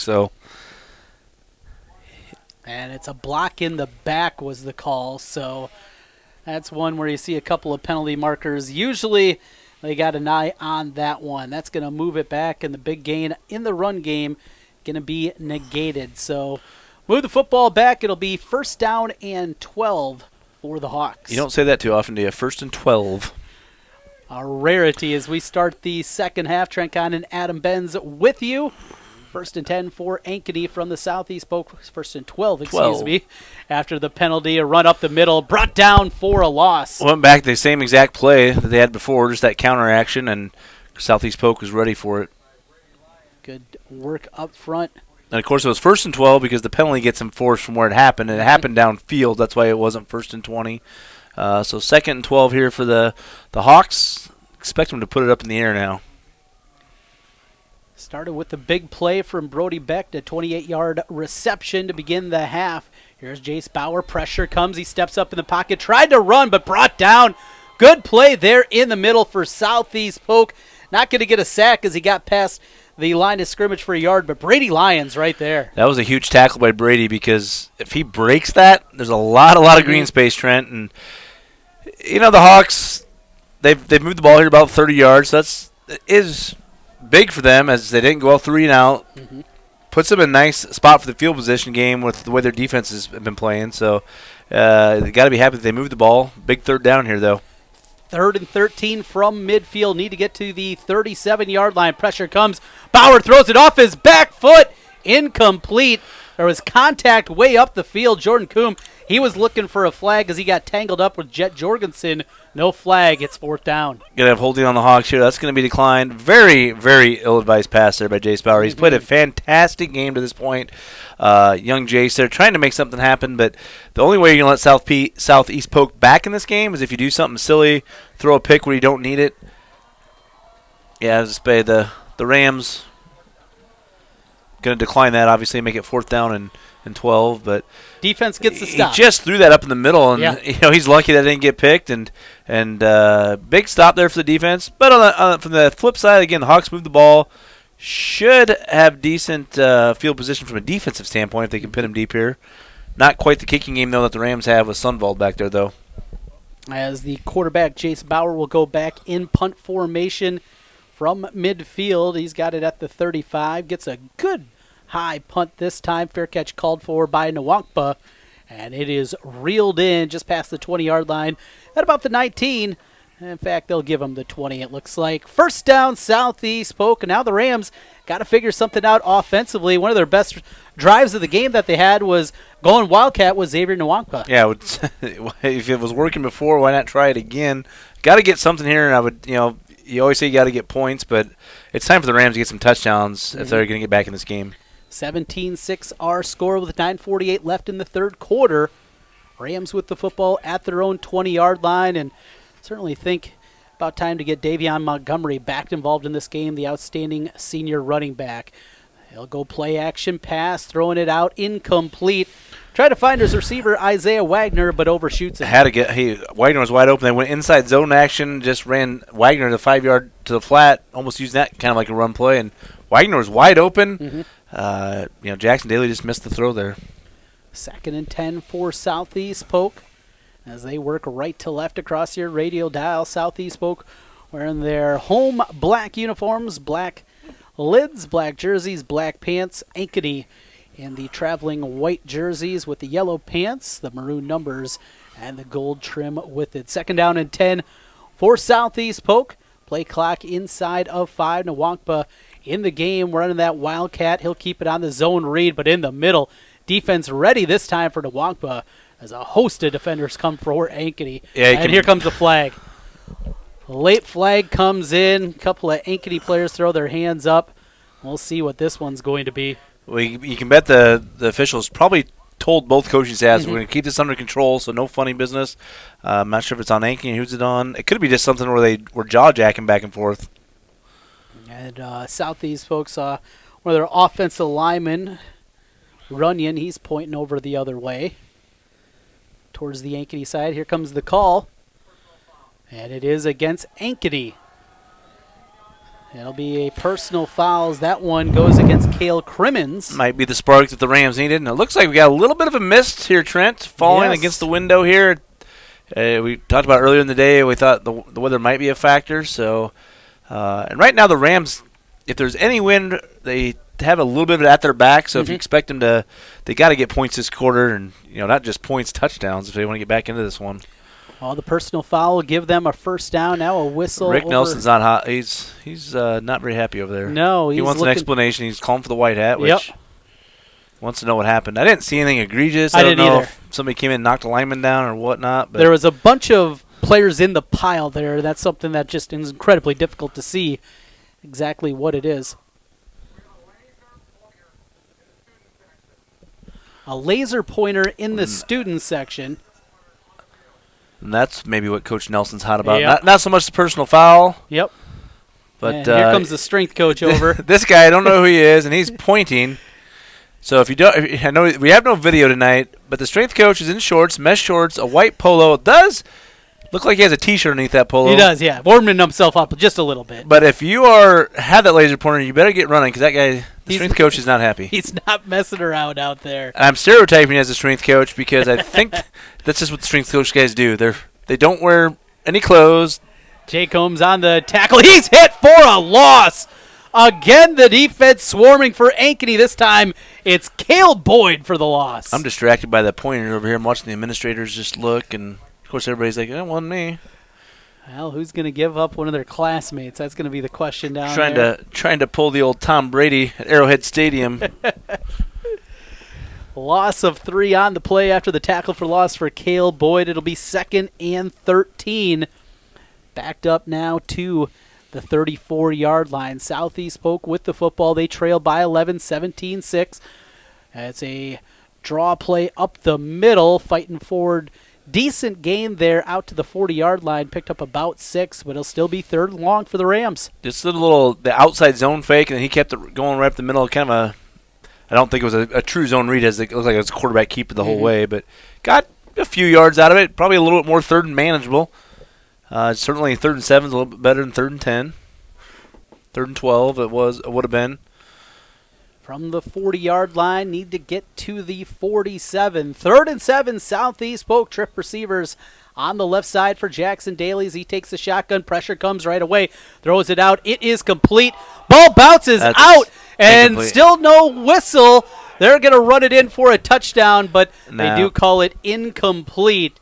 It's either incomplete or he might be calling it complete and down, but I think it's incomplete if anything. It is 4th down as the fist comes up. I think he's calling it complete. I mean, if anything, it's incomplete, but yeah. It's the right call. Ankeny shouldn't be getting a touchdown on that. The boys next door not happy, but if you could see that on replay, definitely didn't have control of it. I was just surprised. I think the ref called it complete and then down, which is really weird, but I think it was just an incomplete pass. Didn't seem to be any control by the receiver at all in that one. 4th down and 7 as Sunvold comes on. He line drives a spiral punt out to Jordan Coombe. Grabs it at the 29-yard line, scoots forward out to the 35, and Ankeny will get the football for the 2nd time in the 2nd half with good field position. 7:22 left in the 3rd as they'll start from the 35. Good spiral punt there by Sunvold again. He's a nice little weapon. Probably like a little bit more hang time out of him on that, but he flipped the field by 35 to 40 yards. He seems to do that every time he's punting it, so he's probably been their MVP tonight, unfortunately, for the Southeast Polk Rams. Just have not been able to get a whole lot generated offensively. Ankeny, that defense has been stout throughout. The offense has made some big plays, 2 long touchdown passes from They flipped Jace the big boy to the left side, so look for a run to the left here, Trent.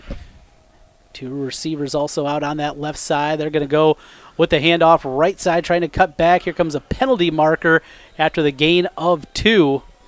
Of course, I said he's going to run to the left, and he runs to the right, so maybe they're trying to fool them. But they had kind of a counter look there as they bounced it back out, trying to seal that outside as they were lined up out there. But Kadolf had, 3 different Southeast Polk defenders over at him.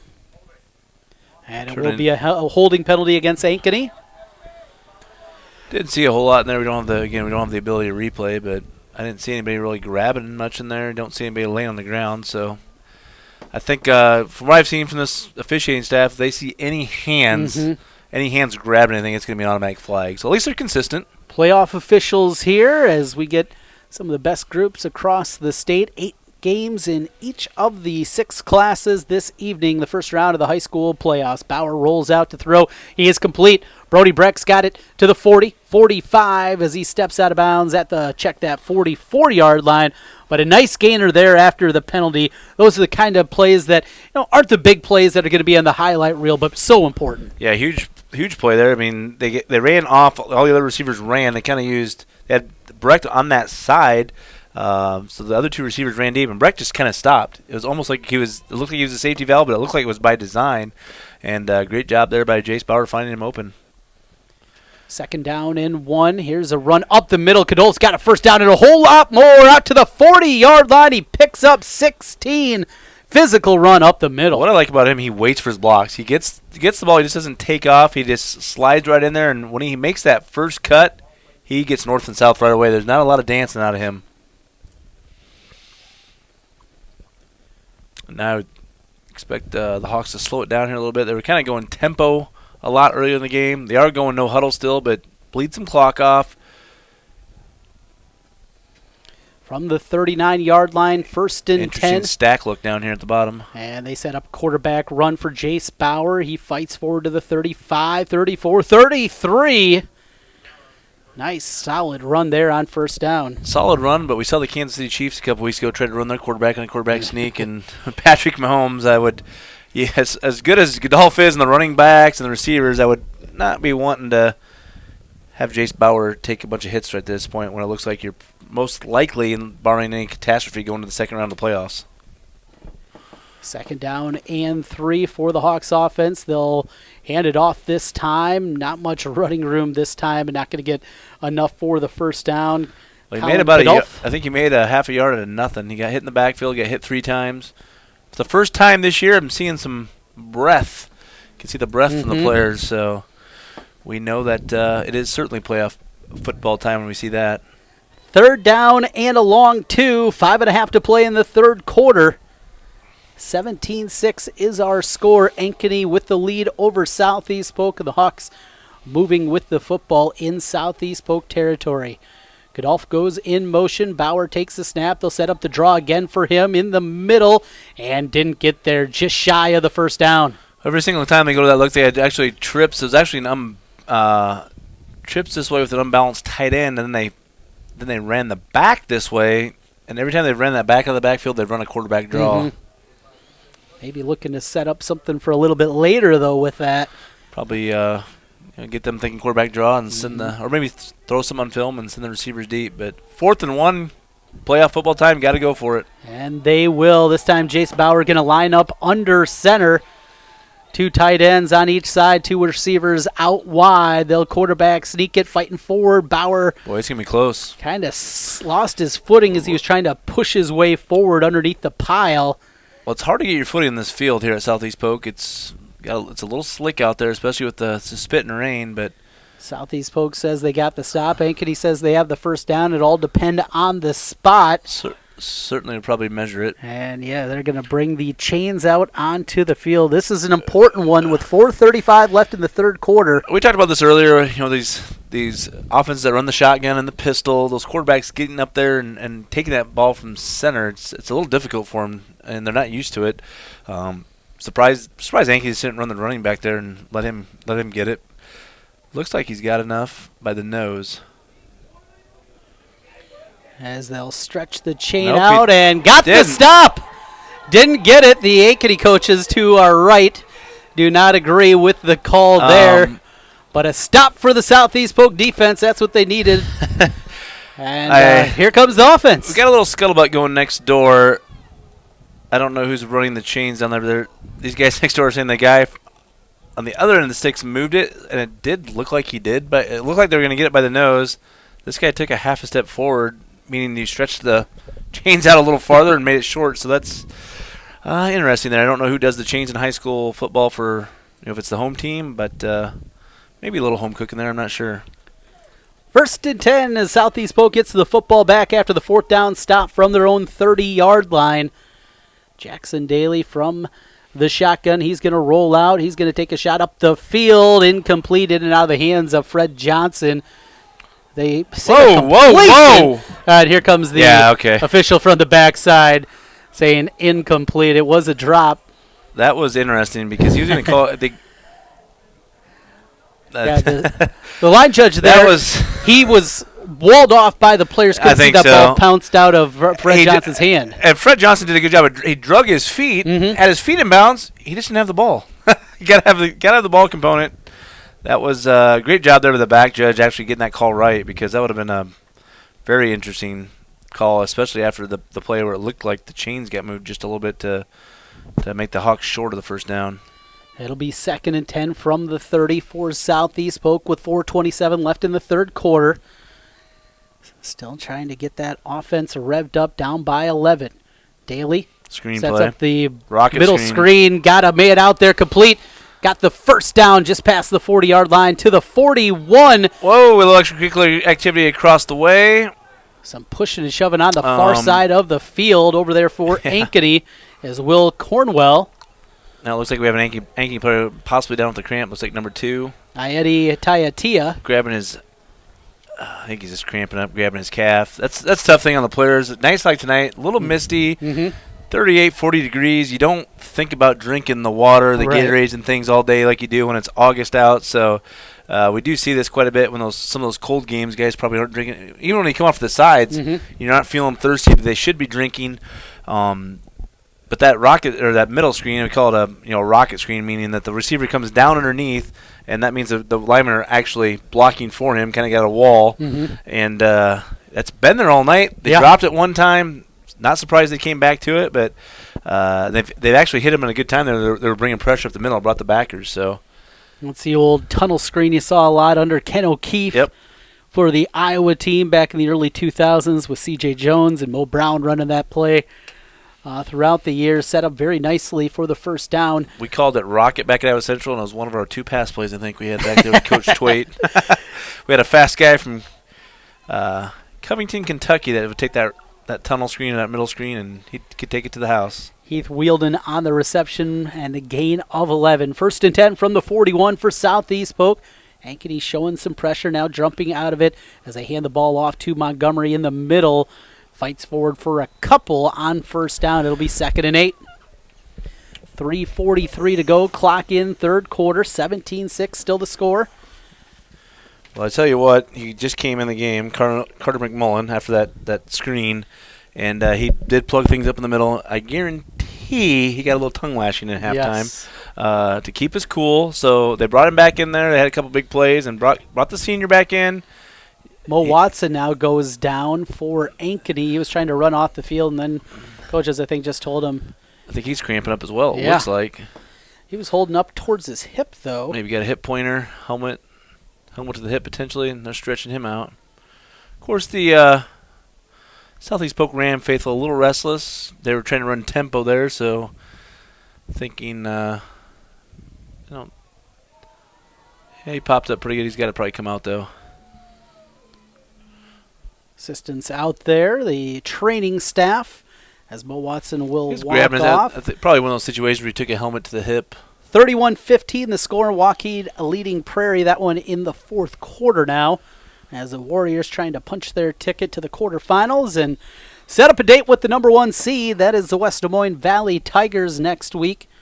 Have the call for you on KXNO.com along with here on CISN. Daly looking to throw, sets up a screen to Montgomery. Picked it up off the turf as he hurdles forward. Not sure if that hit the ground or not, but that was more of a traditional screen, tailback screen, get him out in the flat. But, boy, it seems like, I don't know if it's just playoff jitters or what, but Jaxon Daly just doesn't seem himself on some of these passes. You can't blame him. He's only a sophomore. But getting obviously some good experience. But just not – you expect Jaxon to put that on the money. If he puts it on the money, I think he probably gets 5 to 10 more yards. Right. It will be 3rd down now for the Ram offense. 3rd and 3 from the 48. Rams going huddle now, trying to get things shored up, going under center. As Daly takes it, he'll hand it off. Now check that. It's a bootleg to the outside. First down for Daly. Lowers his shoulder.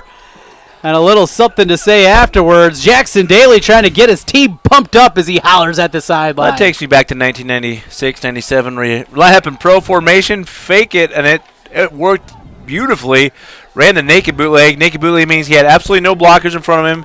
He faked it to his offensive right, came out here, and he lowered the shoulder on the cornerback. So he ran over Cooper Cox, and then Cox walked with him all the way back to the Southeast Polk huddle. Nice run there by Jaxon Daly. I like that kid. As quick as they were with the flags, nothing on that one, which is a little bit surprising. First down, though, for Southeast Polk. That's the most important component here.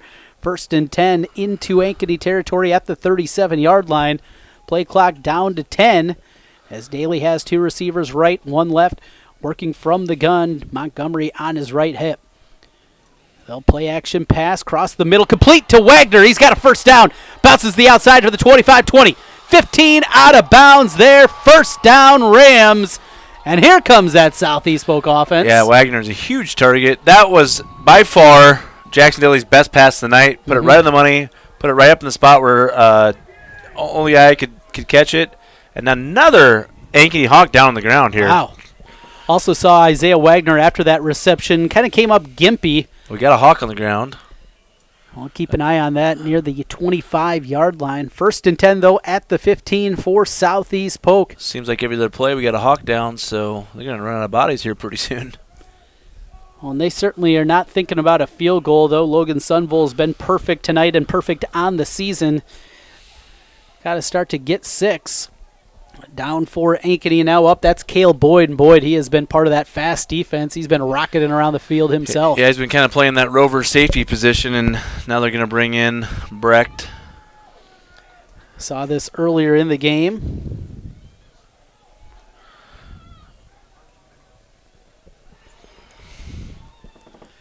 First and 10 from the 15. Still in the third quarter, like plenty of time.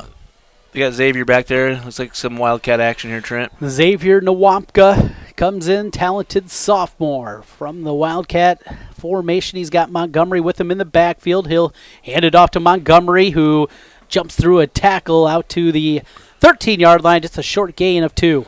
2 pullers that pulled the guard, the tackle, leading out for him. Ankeny played it very well.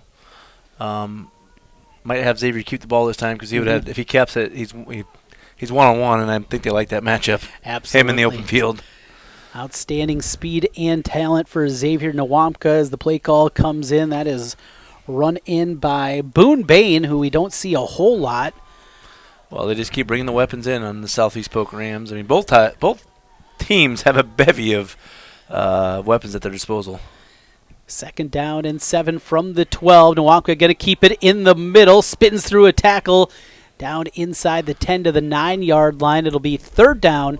Yeah, they ran the same action as they did before, but they just flipped the play, and as expected, Xavier kept it that time. He's just got a different gear about him, doesn't he? He is a smooth athlete out there. Kind of got that long, lanky frame to him, but some physicalness to him when he runs the football. Going to bring a tight end into the game. Also, their big receiver, Isaiah Wagner, 6'4", 212. Wagner, with that big frame, 6'4", 212, he is going to walk on next year at the University of Iowa. Not a surprise there. He's a big target. Might be able to turn him into one of their big tight ends, I assume is what Iowa wants to do with him.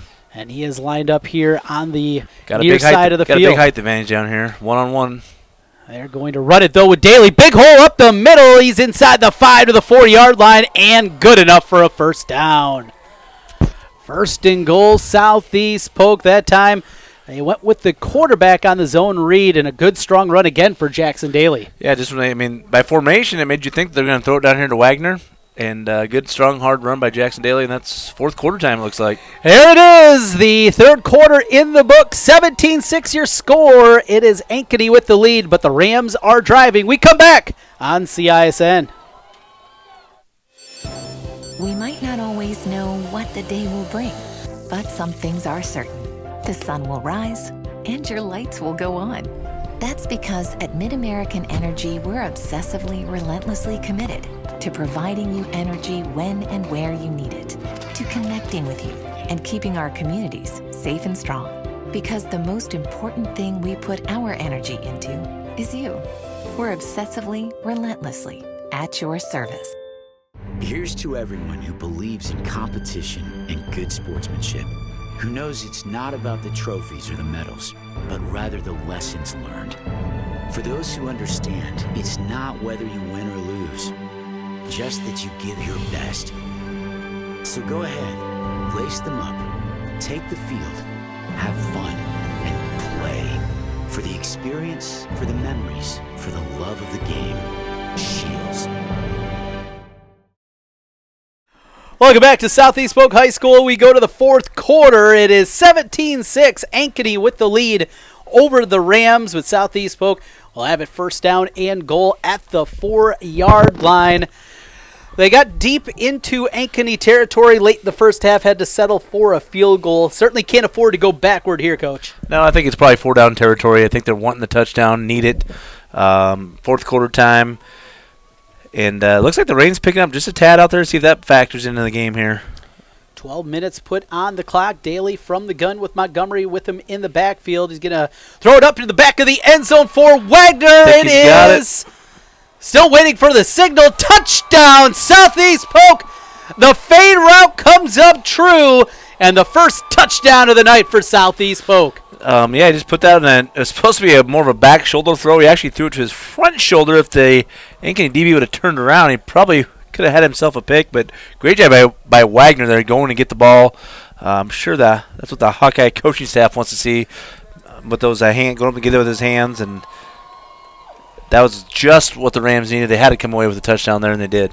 And going to keep the offense on the field, 17-12 after the touchdown. Going to try to go for 2 here and make it a 3-point game with their outstanding field goal kicker. Yeah, might as well. I mean, you got to feel confident they get it within 3 because I think he's already made a 39-yarder night, which is a really good kick in high school. I mean, the Chicago Bears would like to have a guy that can make it from 41 yards, right? Watch it over there. Watch it. They're going to move the football over near the right hash, basically in between the right hash and the middle of the field. As they set it up, left-handed quarterback Jaxon Daly. Maybe a chance for him to roll out to his left and throw on the run. They'll go trip receivers over there. Wagner, Combs, and Johnson lined up on the left side. Montgomery in the backfield with Daly. As he rolls that way, he's going to pitch it out. He's got a man out there, complete. It's Wagner again for the 2-point conversion. They line Wagner up as the number 2 guy in the trips formation. Just a simple 5-yard out. Of course, Jaxon Daly has the arm to get it there.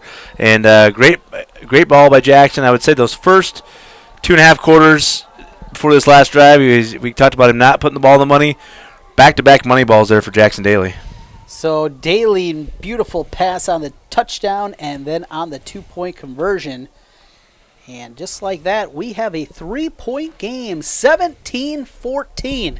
Ankeny's lead has been trimmed to 3. It was 17-3. They led it before a field goal late in the half as time expired by Logan Sunvold. And then here to begin the 4th period, a 40-yard touchdown pass, Jaxon Daly to Isaiah Wagner, 2-point conversion. Jaxon Daly's over here pumping the crowd up, pumping the student section up. So you'd like to see that from the sophomore. Definitely did not let the score of the game, the way things were going, affect him. So great job there by Jackson staying in it. And then you go back to that field goal at half. Mm-hmm. That's a huge weapon to have at the high school level where you can get 3 points, where I would say 60%, 70% of the high school teams out there probably don't have a weapon like that where they can guarantee get 3 points.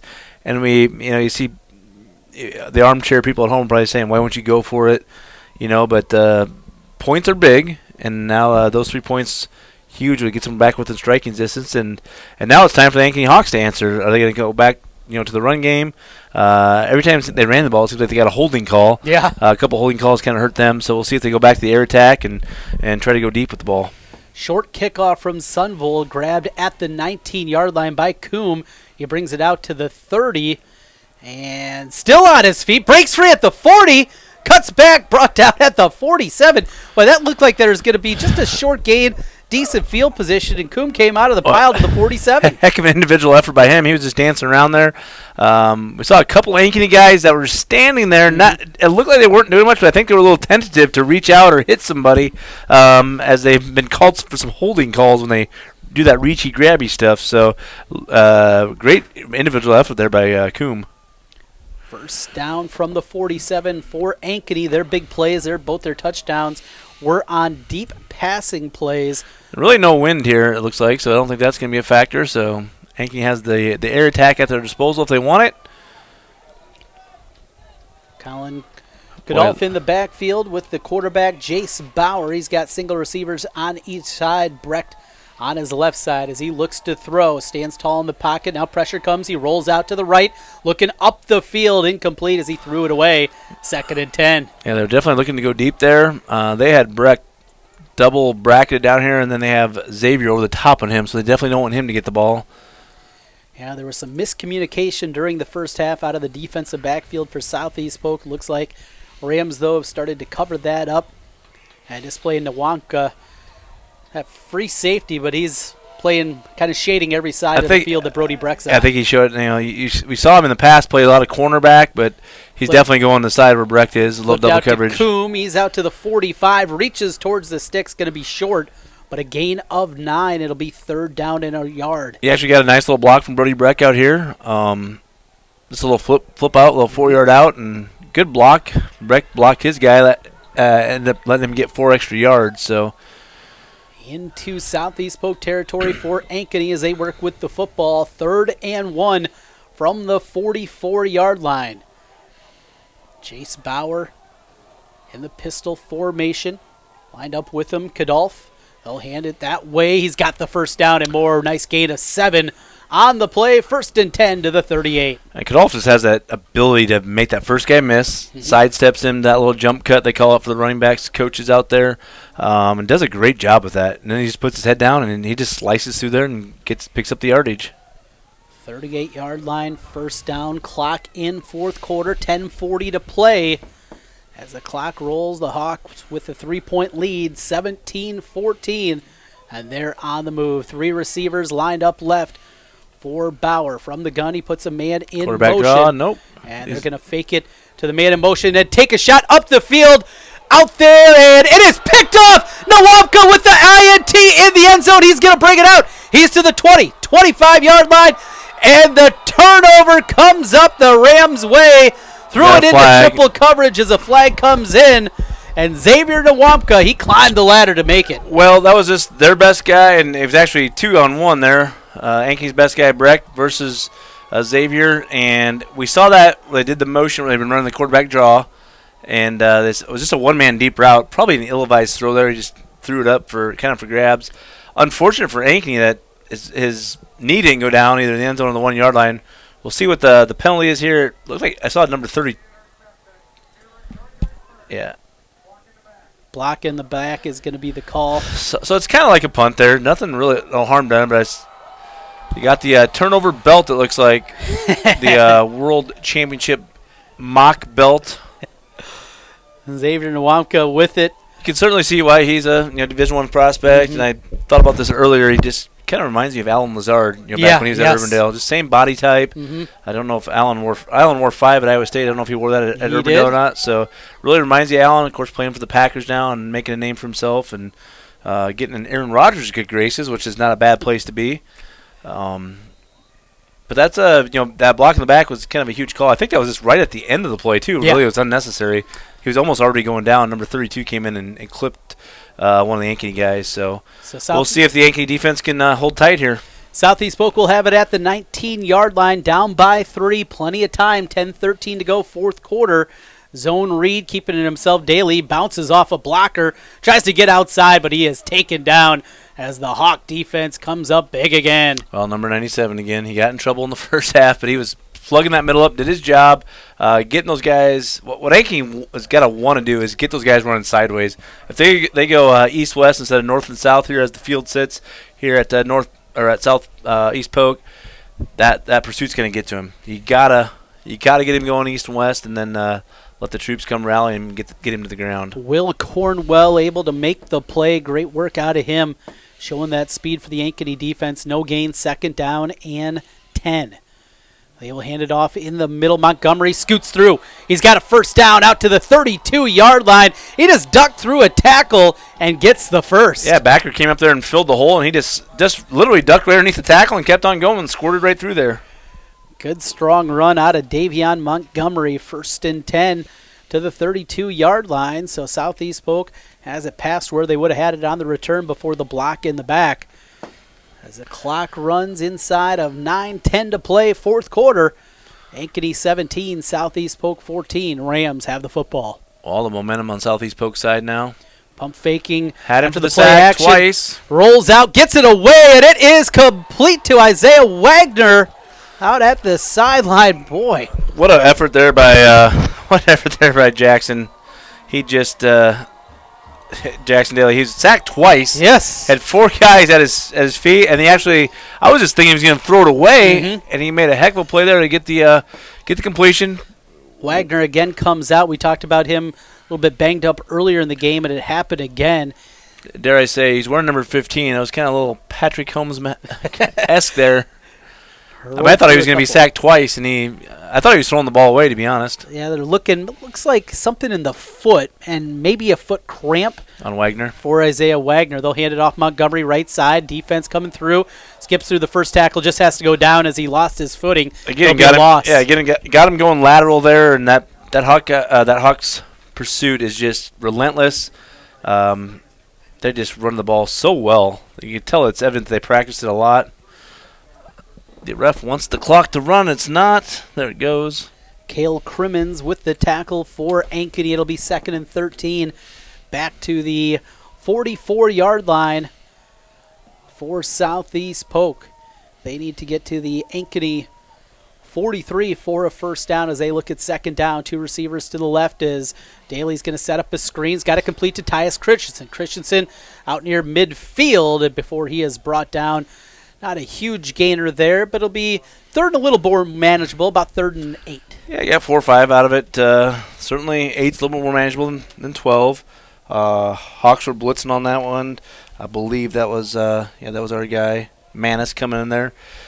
Bringing the pressure on the quarterback, and it seems like Southeast Polk has picked out the screens at the right time when the Hawks are running them blitzes. So certainly something they probably saw on tape, and they're picking the screens at the right time.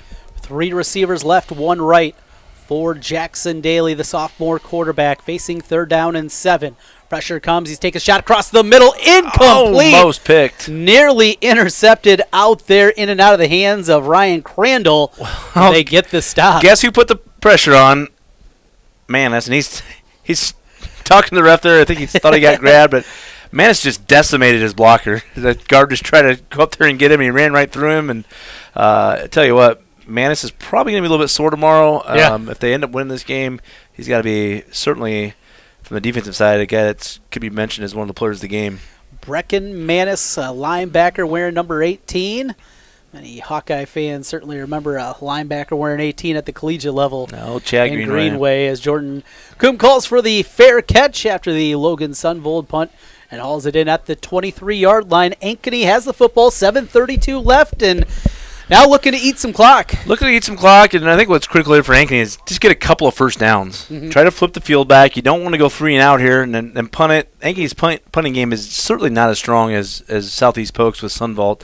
So, Ankeny's been flipping it 20, 25 yards. Sunvolt's got the ability to flip the field 35 to 40 yards. So you got to get a couple first downs here. You don't need the home run balls. It seems like last time they were going for the big plays. Yeah. Just get those chunk yardages. Let Jace throw those 5-6 yard outs and move the ball down the field. Jace Bauer from the gun. He puts his running back in motion, Kadolf. And looking to run in the middle, brought down after a short gain. Clock will go in, and it'll go inside of 7 minutes. Ankeny up by 3. Yeah, run that motion with that quarterback draw again. And what I'd like to see Jace do on that is just wait a half a second, let the backers drop a little bit. They tried to, same play they threw the pass on him that was intercepted. Set back there another half a count, let those backers drop, and you're going to get maybe 4 or 5 more yards off the run play, off the draw. A quick pitch, that one complete. That's a first down. Looking out to the tight end, Weston Folk with the grab. Good-looking prospect, 6'3", 215, and a first down. And that's the Ankeny run game right there, just pitch and catch, those short ones. The running backs, running hard, running strong too. It's just up front, I don't think they have enough confidence in their guys that are probably giving up a little bit size-wise. So let the clock roll here. No need to hurry. They do go no huddle, but still 20 seconds on the clock. They could let it roll a little bit here. 6:42 left, fourth quarter. Ankeny by 3 as they'll put Folk in motion. As he lines up now as the tight end from the slot. They'll hand it inside. Kadolf skipping his way through the line. He picks up 4. Good solid run there on first down. Yeah, it's a wham blocking scheme where they brought the tight end down in motion, put him on the wing spot, and then they don't block the 3 technique or the nose guard, or the D tackle on that far side, and that's the tight end comes and whams him, and nice little hole there, and expect them to kind of come back to that if they can get 4 or 5 yards at a time. Second and a long 6 as Bauer's going to throw it again. It is complete up the sideline. First down and more out past midfield. And a first down for Ankeny. They do it with the passing game. This time the reception for Cade Summers.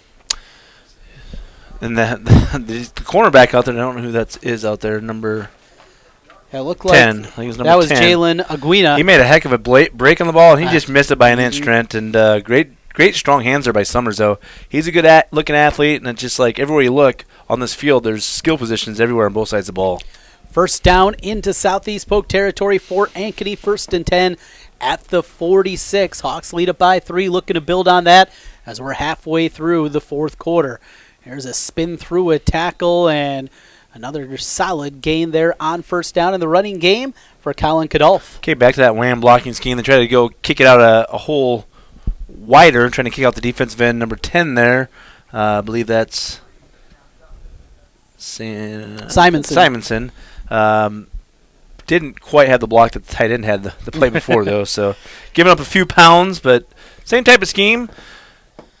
Simonson, a sophomore, part of that great class of sophomores that we've seen here across. Another wide open catch in the middle for Weston Folk, and this is something Ankeny maybe has been setting up. All those plays up the field, leaving the middle wide open for the tight end. Yeah, we saw right there that Coombe and Brecht on the same side down here with the tight end.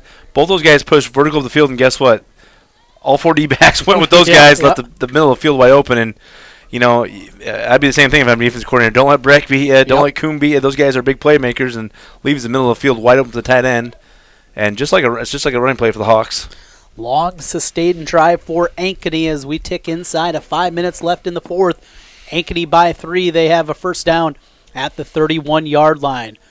Ball comes out, and looks like Ankeny was able to fall on it, though it did. Jace Bauer. Well, that was a zone read play, and it looks like he tried to give it. Running back just kept running with it, and Bauer, fortunately, bounced right back up into his hands. It'll be 2nd and 10 as Jace Bauer, the quarterback, fell back on the football, remains at the 31. And 4-down territory, certainly from this part of the field. We saw Caleb Rathje earlier hit a 23-yard field goal, but certainly got to feel anything probably outside of 30 yards, outside of his range with the trajectory we've seen. Yeah, I think they want to be inside the 15 before they try a field goal, so they're probably thinking 6 here the whole way. Bauer pump fakes, nearly lost the football, and it, in fact, came out of his hands incomplete. It'll be 3rd down. Yeah, that one, I think he wanted to throw it, and it actually did come out of his hands.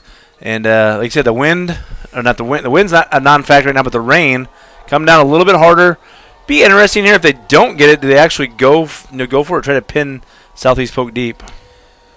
Southeast Polk fans on their feet. 3rd and 10 from the 31. 4 minutes and 8 seconds to go. I think you can dial some up here. Try to get 5 or 6 yards. Try to get half it back here. If you're down at the 25-yard line, then maybe you go for it. But the way their punting game's going, they only punt at 20, 25 yards anyway, so I wouldn't be afraid to pin Southeast Polk deep. Bauer takes the shotgun snap.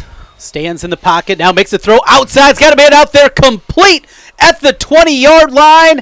And that's good enough for a first down. Boy, I don't know if it is. Yeah, I think, they're going to give him the spot. Yeah, they are. Cade Summers. I saw this guy over here.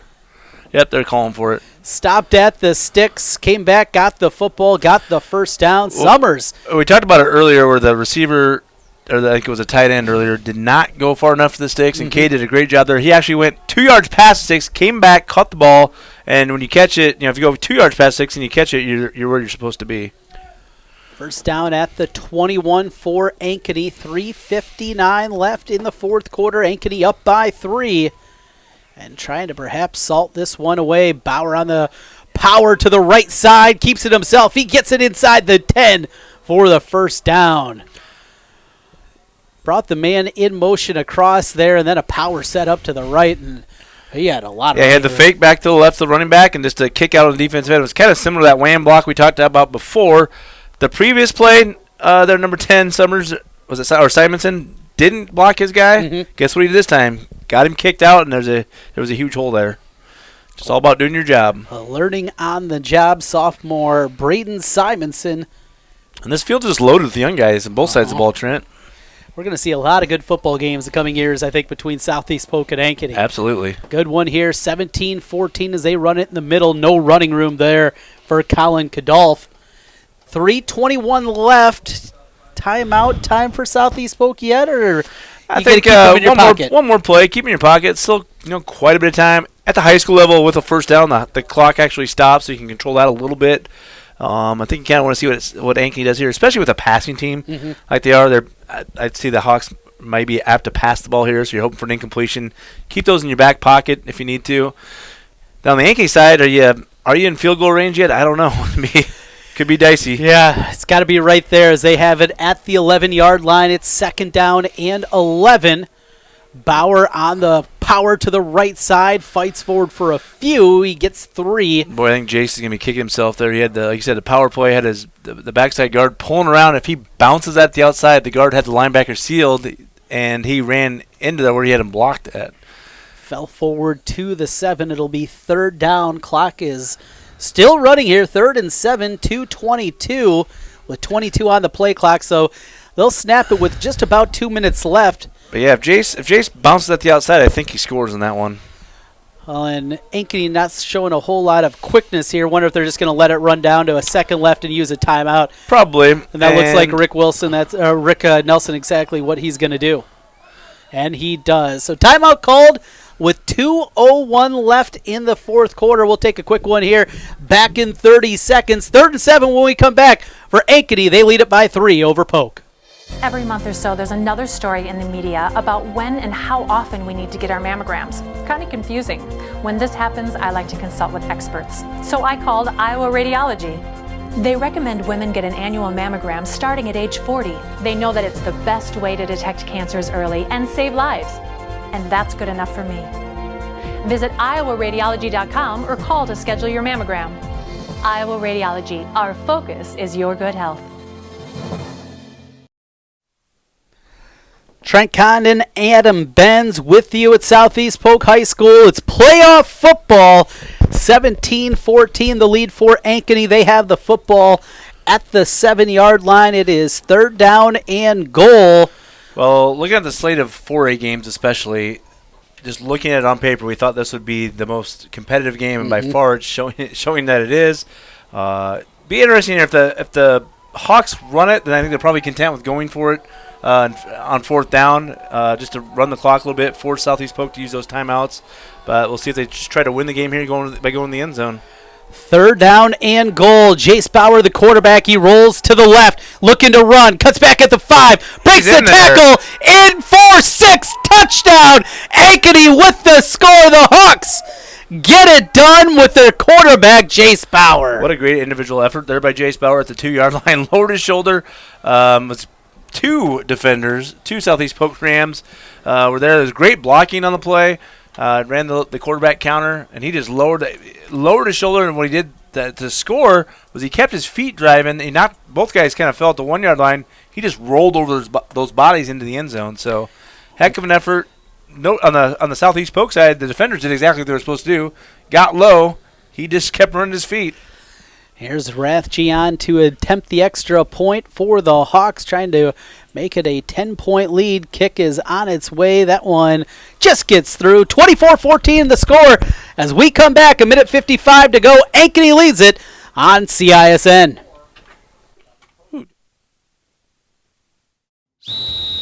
Hi, Ron here, head coach of Westside Auto Pros. When your car's on the injured reserve, you want to get it back in the game as soon as possible. I know that. That's why you need to bring it here to Westside Auto Pros. I have a team of experts that can fix almost every automotive injury. Whether it's a fractured joint, a brake, or if your car just got its bell rung, no problem. We can even do a complete physical on your car to make sure it's game ready for the entire season. So bring your car to Westside Auto Pros and we'll get it back in the starting lineup in no time. Hey, you guys are dogging it back here. Let's move it, move it, move it. You want to get stronger, faster, healthier. You want more. You want to be part of something bigger than yourself. A place for people of all ages, all walks of life, that provides opportunities for all to succeed. We do that. We're the why. Build more than muscle. Build a stronger community.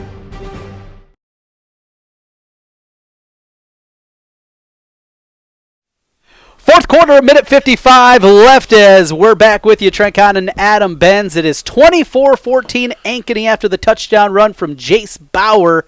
Shocker in Ankeny tonight. Centennial goes down again in the first round. It was a 29-28 victory for the Jayhawks from Urbandale. Kickoff from Ankeny here on the squib kick. That one brought in by one of the upbacks and brought right down as Rankin got ripped down at the 22-yard line. Certainly not what Southeast Polk wanted on the return. Great coverage there by the return or by the coverage team of the Hawks. They got the ball bouncing down there. What they did a great job there is everybody stayed in their lanes. You see sometimes the ball's bounding down. It was to the right side as they're coming down the field.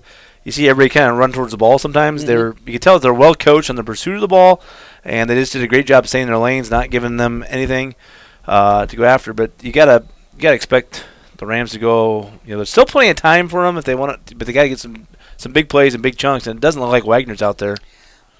Cedar Rapids Xavier, another power in the class, goes down in Class 3A tonight. North Scott knocks them off 9-3 on the east side of the state here. 24-14, Ankeny leads.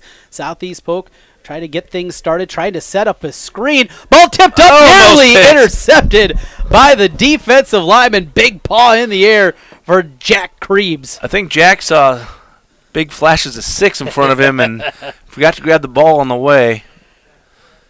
But I was just looking, Nwampka is not in there, and I'm kind of surprised. I don't know if he's injured, but you need a big play. You got to try to get the ball in his hands, especially with Wagner out. I'm surprised they don't have him in the game right now. It'll be 2nd and 10 from the 22. Clock down to 1:43 left in the ball game and a 10-point deficit for Southeast Polk. Quick throw out to Titus Christensen. Catches it off the bounce, and he bounces outside, but a short gain here just of 2. Well, they kept him in bounds, and big mistake there by Christensen not getting out of bounds. I don't know if they stopped it or not. Didn't look like that they did. They did stop the clock. Big surprise there. Of course, the Ankeny it's faithful. still rolling, 125, and it's still moving. They got it rolling now. I think they stopped it for a second. Coach Nelson was not happy about that. He was, but big mistake there by Christensen, the sophomore. You got to get out of bounds on that play. Time is not your friend right now. You gotta get out of bounds when you can. Here's Daly. He's going to take a shot. Up it is. Picked off. Intercepted. Ankeny with the INT. Cooper Cox. A little revenge there after he was knocked down earlier in the game by the quarterback Daly here. He gets the pick and a little something to say for the Southeast Polk sideline. Yeah, they're doing a little jaw jacking in the air, but at this point, do not do anything stupid and get thrown out of the game because then you miss the next game. Yeah. So you don't want to do anything stupid there. But they were trying to hit Wagner on that play. Didn't look himself in that play. Definitely some injury bug helping him, and that was just a mistake by the young sophomore quarterback. It was he had a corner route, and he also had an out route underneath it. Probably coming from the coaching staff from Ankeny. There was 3 guys on Wagner on that one. They had the underneath coverage, and then Cooper coming over the top. But he had a guy open underneath. May not have got the first down, but certainly wouldn't have got picked. So the interception with 1:04 left. They will hand the football off. Kadolf pushing the pile forward and now pushed back by the defense, but a good gain of 4. It'll be a quick timeout from Southeast Polk back behind. Yeah, ball security is key here for the Hawks. 52 seconds left. Let's get an update in Class 3A. Harlan and Dallas Center Grimes. The Mustangs beat the Little Cyclones 9-7 the final there. Knocked them off. Your alma mater goes down. Well, they've been struggling a little bit here late in the playoffs, but not a huge surprise. Dallas Center was the district winner between the two, so Cyclones will be having a long ride back to Shelby County from Dallas Center. Waukee with the win as they hold off Cedar Rapids Prairie. They move on to the quarterfinals, setting up that matchup next week. It'll be Valley against Waukee from Valley Stadium. Looking forward to that. Oh, speaking of alma maters, my alma mater, Osage, goes down tonight, 55-14. The final there as the Green Devils season ends with another district championship, but falling in the first round to West Lyon, 55-14. Carlisle, we talked about that long trip for them. It'll be a long ride home as they fall to Sergeant Bluff-Luton, 48-15 in Class 3A. Here, 24-14.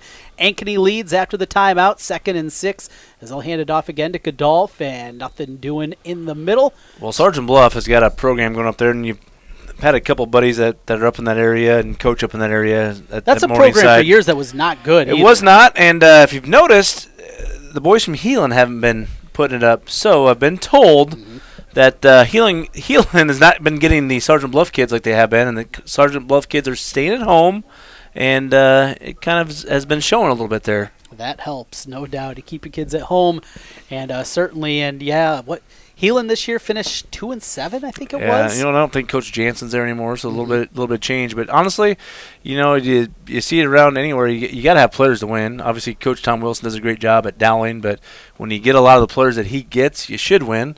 And if Heelan's not getting the guys they used to from Sergeant Bluff and some of the little towns around the Sioux City area, it's kind of showing. 42-7 the final as West Des Moines Valley knocks off Indianola. setting up that Waukee Valley matchup. We'll have the call for you next week there. Valley and Waukee. Bauer on the quarterback, keeper to the right side. He's got the first down, and that will do it with 41 seconds left. Ankeny is going to hold on for the win, 24-14, and they can run out the clock. That should seal the deal, and sounds like my family's at home watching it, or listening, not watching, listening on the big screen TV with the smart TV. They can hear it. So hello to Breeze, Bear, Brett, and my lovely wife Bobby. Thanks for listening at home. Better than my family. They don't listen to me anymore. They hear me enough at home. Enough's enough. One more knee here as Bauer sets it down. That is the final play of the game. Ankeny moves on to the state quarterfinals, 24-14 on the road. The Hawks move on with the win here tonight. It was big plays in the first half, but really the story of this one just might have been the sideline-to-sideline defense and how fast they played. The Hawks definitely, team speed was evident, especially on defense, and really nothing to be ashamed of for the Southeast Polk Rams. They're a young team. Expect them to be back next year with that young quarterback they got. He's going to be a junior next year. They got a lot of weapons. Returning too many guys to not be good next year. And then on the Ankeny side, they have a lot of weapons too. So, like you said, for the next 2 years, I think we're going to see a lot of good battles between these two teams. And this was a heck of a high school football game, just what we expected. It shows, coming in that these two teams played a heck of a schedule, and it paid off in the playoffs of how competitive this one was. Dowling Catholic, the winner on the other side of this part of the bracket as they beat Des Moines Roosevelt. So next week over at Williams Stadium, it'll be Dowling Catholic, Ankeny High. Those two teams played a whale of a ball game earlier this season. Certainly looking forward to that one. That would be a good one because I think Ankeny has the playmakers to match up with Dowling. They certainly have the quarterback to do so in Jace Bauer. He's got the arm to make big plays. And then just sideline to sideline, if they can get the Dowling backs to run sideways, Dowling will be bigger up front. Coach Williams, Coach Pollock will have the offensive line going there for Dowling. But if they can get the Dowling backs to go lateral, that'll be the key to that game. So that way their defense can rally the ball and make the big plays. One of the top 4 seeds is out as Urbandale knocks off Ankeny Centennial. We talked about the reseeding that'll happen come sub-state semifinal time, and that certainly will be the case. Number 5, Cedar Rapids Kennedy now next week. They will host Urbandale in a quarterfinal. So it'll be Valley Waukee and Dowling Ankeny in the All Central Iowa Affairs. Urbandale on the road at Cedar Rapids Kennedy, and it'll be Cedar Falls against Bettendorf. Boy, that's a quarterfinal. There's a heck of a quarter. Wow. All those teams are high-powered teams. All the big names that you expect to be there, except maybe Centennial is probably the big surprise. But Urbandale and Sam Anderson, they do a good job over there. In the past, they had made a little run when they were 4-5. Yes. I think that was might have been actually Lazard's sophomore year back in the day, and they made a little run when they were 4-5, knocked off 2 teams to get to the semifinals. So shows you that how competitive high school football is here in Iowa. The records don't mean anything. When it comes to playoff time, it's win or go home. Final score again, 24-14. Ankeny wins it over Southeast Polk. They move on next week to take on Dowling Catholic in the quarterfinals We got the Unidome on the line. Trophy presentation here going to the Southeast Polk Rams. They should be proud. They should honestly be proud of what they've done this season. A lot of people didn't think this team, with the loss to Gavin Williams, was going to be a team that wins 7 games. It's going to be hosting a playoff game in the first round. Yeah, absolutely. They got to be proud of that fact, and there's a lot to build on. They got some guys like Big Jake Vore, number 75. You got the quarterback coming back. Xavier's coming back. So a lot of weapons coming back. So expect big things out of the Southeast Polk Rams next year. And then there's the Hawks are celebrating, obviously, and they're going to get right back at tomorrow at practice and film, and that's the negative thing, but I think that they have to get up tomorrow early, but I think they're okay with that probably. No doubt. Their next date will be with the 6-time reigning champion Dowling Catholic Maroons next week. Lock in. I like this Ankeny team. I'm telling you, I think, Adam, that could be an epic one next week. It'll be a great game. Again, like I said, they have the firepower to score offensively with the weapons they have, the quarterback. You're not going to go toe-to-toe with Dowling to beat them, running the ball, smash-mouth football, unless maybe you're like a Valley, somebody like that. But they have the athletes to match up, and they certainly can do that if they can just defensively hold up against those running backs and not get them and the big offensive line. Yeah, they're going to give up some a little bit size-wise, but again, they'll have Coach Nelson, the staff will have it schemed up, be ready for that. We got to expect that. Like I said, Coach Nelson spent a lot of years up at UNI, the college level, so he's got some tricks up his sleeve. But I think that's certainly probably the battle of the week next week. Looking forward to it. Final score here for the final time, 24-14, Ankeny with the win. Thanks to everybody out there for listening in. Thanks for joining us. We'll be back with you next week in our Central Iowa Games of the Week. And a lot of good ones certainly right there. Good night, everyone, from Southeast Polk High School. A win for Ankeny High.